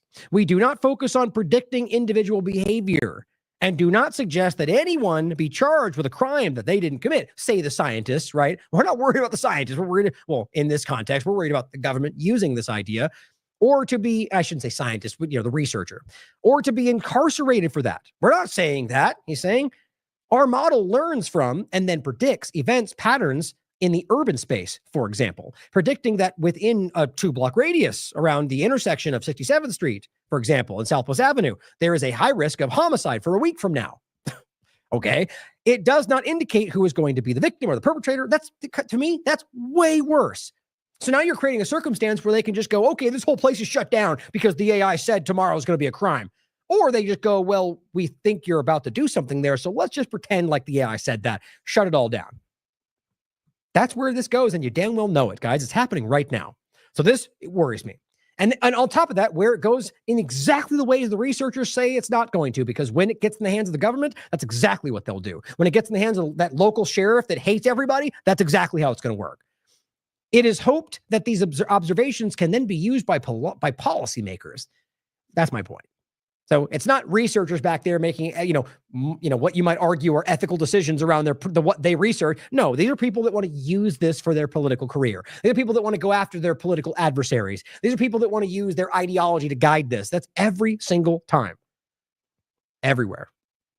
Now, again, Jason Bassler, July 24th, 2025. Meet Robert Dillon of Lee County, Florida.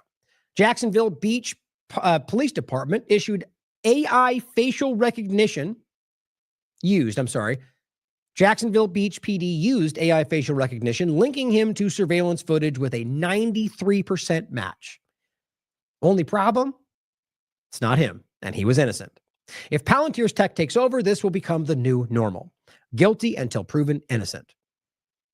And this is the outcome, guys. He was wrongfully arrested. He was not the guy, but he got a 93% match.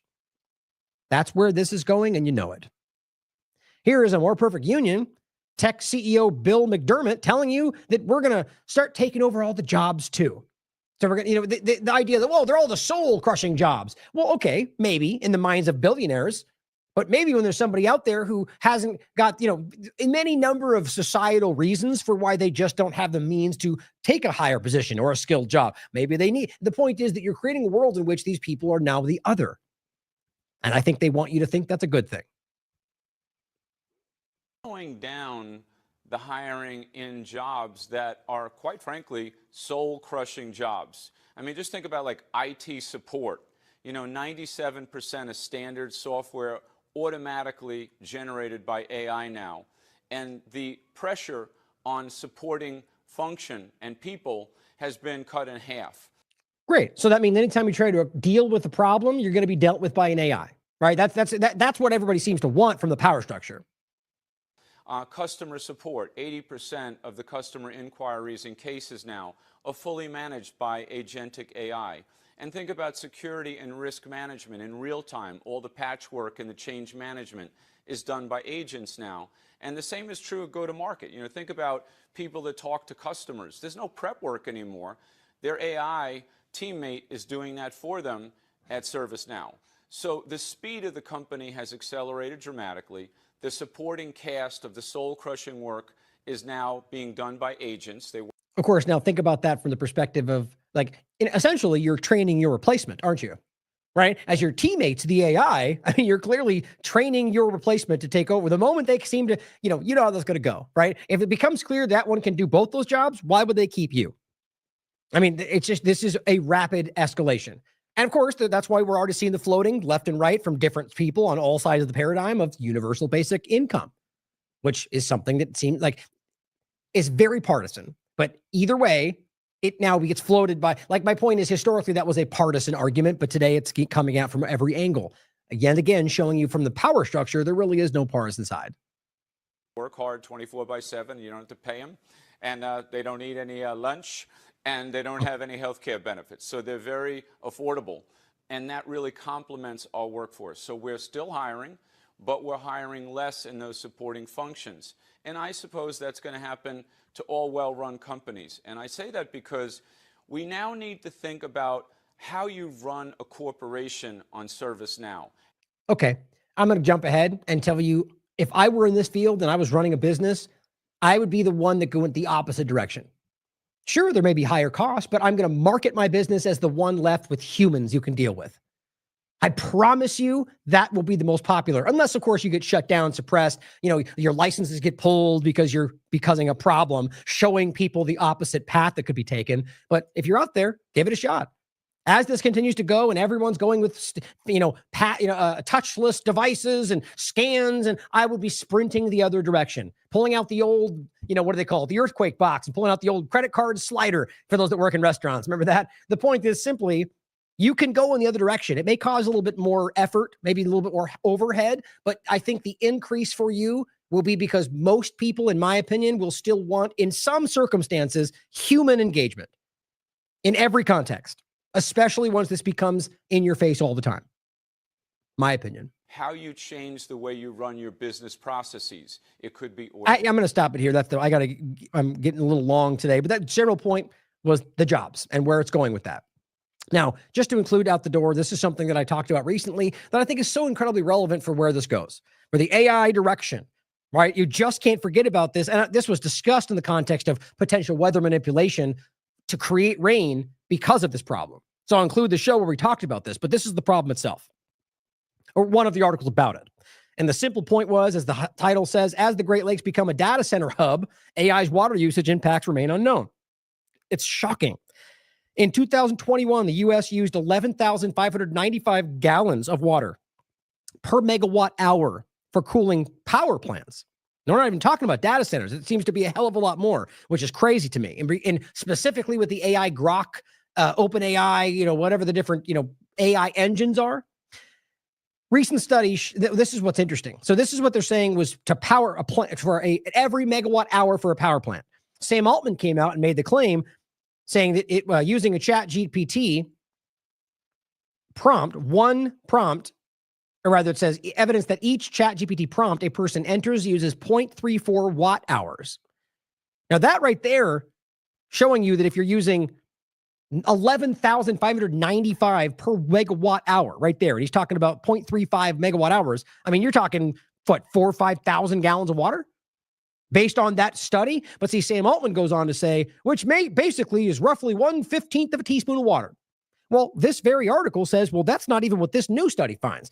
A 2023 study conducted by California, it says a University of California, found that one chat GPT 100-word email consumes 17 ounces of water. Now, again, based on just the power plant side of it, which if you do the research on this, which I did in the show I just showed you, the amount of water that's used for these AI data centers is insane. It's creating a problem. That's why this is starting. That's why we wondering whether or not there's weather manipulation to create the rain that seems to be necessary for where this is going. And then juxtaposing that with the reality that we're having record rainfall and floods we've never seen all over the country. Not that I'm saying I can prove that, as always, considering possibilities. And then letting the facts drive that, not then reporting it every day for the next 6 weeks on the fact that we know it like other people do. But the point, guys, is that this is an untenable thing. This is setting us up for failure unless there's something else happening. The water around this is a major point. That's not the water. Resources in general, it seems obvious that we're heading for a choke point, and they don't seem to care. When water becomes a direly needed, like more than already, but becomes something that even Western countries is something you need to pay high, becomes a limited resource. Who does that work for? Well, on top of that, More Perfect Union did a post about this. We went to a small Texas town where one Bitcoin mining facility was using as much power as an entire city of Austin. Everyone in town is affected by the constant noise in the crypto facility, even the animals. One resident told us every person here is sick. Sure sounds familiar. Now, Kenneth Russell DeGraff points this out. Data centers cause bad harmonics, which result in that noise. My paper talks more about the harms that data centers are putting on consumers. We went over this recently. You can check it out. Here is one we talked about in Texas with Elon Musk. Elon Musk's SpaceX town in Texas. Get this. The town that he just took over, they're warning residents they may lose their right to continue using their own property. But it's freedom and liberty, and we're changing the world, right? But now get out of my town. Like, it's obvious that this is not what people are pretending it is. We just talked about this. We went to the town that Elon Musk, that he's currently poisoning with this. And it's not just him. It's most of these places where these data centers are. Nobody seems to care about the side effects because the entire government direction is in line with this. Here is a report from Bloomberg from 2024. AI needs so much power, it's making yours worse. AI data centers are multiplying across the U.S. and sucking up huge amounts of power. New evidence shows that they may also be distorting the normal flow of electricity for millions of Americans, which we're hearing. Their power won't work. The water won't turn on. That's what's happening. This map shows readings from about 770,000 home sensors, which is terrifying in its own right. Why? Those are your smart meters. We don't want that. With red zones indicating areas with the most distorted power. The problem is threatening billions in damage to home appliances and aging power equipment, which cause problems, right? Especially in areas like Chicago, data center alley in North Virginia where distorted power readings are above recommended levels. Yeah, how dare we affect the other data centers? That's not what I'm caring about. I'm talking about the average people. An exclusive Bloomberg analysis shows that more than 3/4 of highly distorted power readings across the country are within 50 miles of significant data center activity. It's kind of obvious to see what's happening, and it goes in very in depth. It's worth your time. Now, of course, this is a new post from the White House from July 23rd, preventing woke AI in the federal government. Now, I didn't feel like this was even necessary. Not in the sense that we should fight these woke ideology from left and right, by the way, but that it's necessary that he point this out now, seeing as how they're clearly in control of this direction. To me, this is about reasserting the idea that we're going in an AI direction, but doing it in a way that makes you go, oh, of course we cheer for that. Yeah. So if they came out and said, do you want us to go in an AI controlling direction? Most conservatives would probably say no. But if they come out and say, we're going to do it and fight the woke as we go, yay! That's how that works, in my opinion.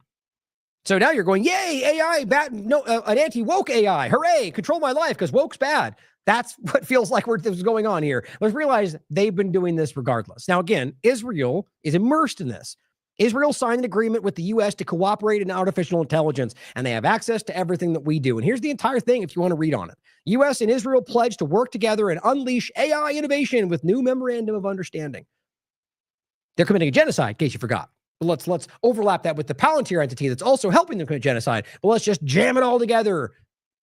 Is that what you want? Is that what you voted for? Hardly. Well, here is a whole ongoing post from the White House showing you how much they're doing for this AI direction that we don't want. Executive order on AI. And he did this back in 2019. Here's another one. AI in government was in 2019. Funny how we didn't talk about that much back in Trump's first administration, where he laid the groundwork for this technocratic takeover. You can read it for yourself. There's a whole bunch. AI, future of American industry. Elon Musk says, we're going to make Baby Grok, XAI, an app dedicated to kid-friendly content. Terrifying. Baby Grok XAI, right? So the government XAI DARPA program that's influencing your brain. I mean, this is, guys, if you're worried about drag time reading shows, which we all should be, here's your right version of that. This is the same problem. Now, we'll realize, if you thought that was only about the one thing they're shoving in your face, you missed the plot. That's bad too. But it's about the larger point, guys. Infiltration, indoctrination. That's what this comes down to for me. This is fine, is how that feels. Here's Elon Musk. Starlink satellites will be able to broadcast direct to your mobiles. There will be no dead zone anywhere in the world for your cell phone. Your phone will work even if there are no cell phone towers. That's of course if Starlink doesn't go out again like it did. But again, they all do that from time to time. My point though is that I wonder whether we're being set up to fail. But why you would ever want to connect with this, knowing what they're connected to, knowing what they're supporting, as they literally also support a genocide and use their platform to continue to highlight the lies about that, to suppress the content, calling it out. But yeah, let's work through their censor-free platform as they claim Twitter is a censor-free platform, as they censor people on that platform. You're lying to yourself if you don't think this is going to be another choke point. I simply said, you will sycophant us right into subjugation in regard to the Doge designer going, yay, Starlink's going to save everybody.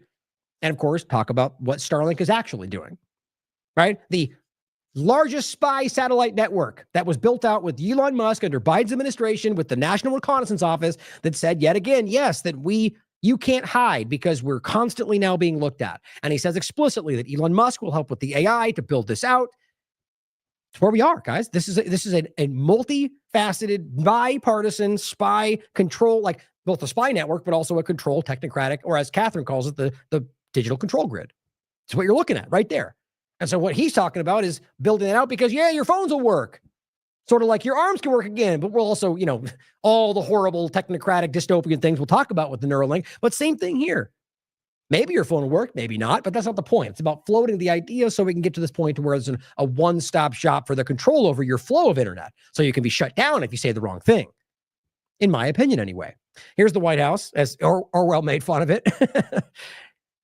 America is the country that started the AI race. I don't think that's actually true, but it says, and as president of the United States, I'm here to declare America's going to win it. So that's the same point. So if provided the actual choice whether Americans want this or not, I'm not sure. I don't think they would. But if you frame it as we're going to be the winners, we're fighting it, we're in the race, you're framing it as it's already a foregone conclusion is the real point. whether we're going to win, whatever that means. Does that mean that they beat China? Do you win when that happens, or do you lose when that happens? You could think it through. America should assume the worst about AI. Foreign Affairs article from July 22nd. Of course, written by a couple people from the Rand Corporation. So take that with an obvious grain of salt. And they open it up by going, oh, they tried to stop, like George Bush tried to stay out, and then 9/11 happened. No. You clearly are either that naive or you don't understand the way these things were manufactured. Either way, the point is, even this article saying we should assume the worst about AI, but the whole point of the article, after going through all the problems, is we should do it the right way, which is the point I've been making. They just keep using the problems to push you into why it should happen, which kind of seems insane to me. But we'll end, of course, with a great report from the Reese report from Greg Reese, entitled Trump Tariffs Used to Compel UN Sustainable Development Goals. Oh, wait, how did I lose that? Oh, that's what it was. Okay, there was a post about, anyway, he makes the point in this article, or in this video I'm going to end with. There was another tweet that I had that was when he shared this. The point is simply that it was connected to the point of Donald Trump pushing the I did want to show that, actually. Let me see if I saved it real quick, and then we can wrap up. It's a post that simply shows the timing, which I do think is relevant, of when Donald Trump, when Donald Trump went to meet with a foreign country, and on the same day they roll out their biometric ID direction after he made a deal with them. So that's the point we're going to make with this ending clip. But just to show you one thing, if I can get there in time, how important this feels, the direction that it's going in. Let's see if it's down here at the bottom. Nope, it looks like I did lose it somehow. Oh, well.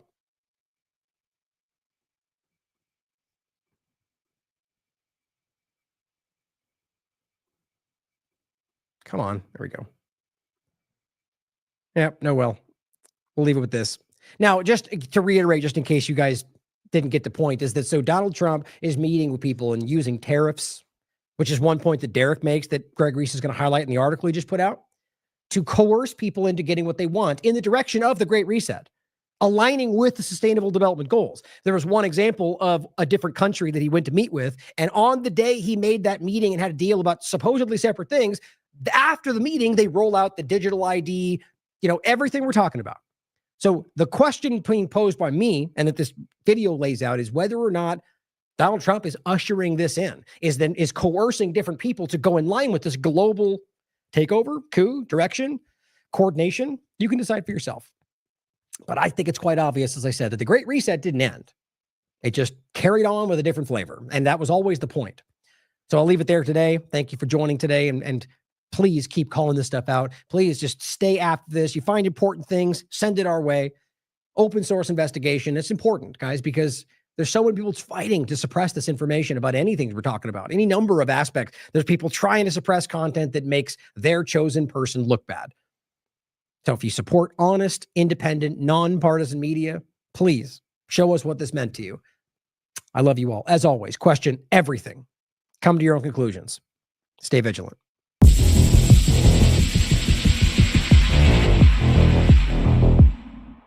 4 years ago, while billions of people were getting an experimental gene therapy drug, the United Nations announced their goal to get the entire world on digital IDs by the year 2030, which is a stated part of their Sustainable Development 2030 agenda. The United Nations is ready to digitally transform how it deals with identity, with a system to streamline information sharing, daily workflows, access to platforms and buildings, operating across agencies by providing its personnel with a universal system-wide identity solution.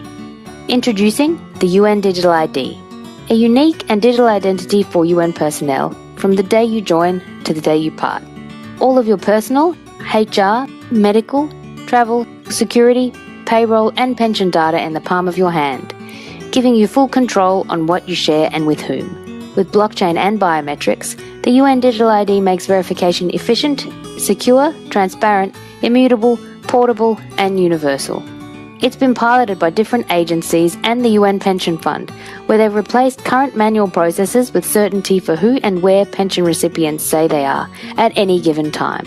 As innovation transforms the world, we can improve the way we manage our identities online. UN Digital IDs, a building block for digital cooperation, unlocking the promise of the SDGs. About 5 years before that, presidential candidate Donald Trump stated that this was also his goal. We will finally complete the biometric entry-exit visa tracking system, which we need desperately. In my administration, we will ensure that this system is in place. And I will tell you, it will be on land, it will be on sea, it will be in air. We will have a proper tracking system. The main purpose of opening the borders was to create chaos so that order in the form of a digital ID system would be tolerated. In order for a biometric border system to work, everyone will obviously need to be in the system. And the Trump administration is using tariffs to compel foreign nations to comply. After threatening to impose harsher tariffs on Colombia, the Statement of Intent for Biometric Cooperation was drafted between the U.S. and Colombia. After returning from this trip, U.S. Secretary of Homeland Security Kristi Noem said that she met with Mexican President Sheinbaum about sharing biometric data in exchange for ending tariffs. Do you think the Mexican president, you talked to her, is doing enough to defeat the cartels down there? You know, we talked extensively about that. I gave her some options of more she could do. And I asked her specifically to share biometric information with us. And she's willing to discuss that, even though that in her country would be a little bit controversial. But she's putting a good faith effort. But President Trump is clear. He doesn't want people to keep talking. He wants to see action. And she has an opportunity to do some things that I will give a report to the president on and see if we can deal with the tariff situation that may be facing her people. As a result of this, several laws went into effect last week in Mexico that will require the CURP, Mexico's 18-character version of the U.S. Social Security number, to include a QR code containing biometric data of both fingerprints and retinal scans. These new digital IDs will be monitored by the new Unified Identity Platform Agency, and biometric data will be shared with both Mexican and U.S. government agencies. The new biometric CURP will be legally required to purchase internet and mobile service, and changes to Mexico's telecommunications law will force internet service providers to share users' real-time geolocation data with Mexican authorities, allowing them the ability to shut down service and block digital platforms for failing to comply with regulatory provisions. Greg Reese reporting.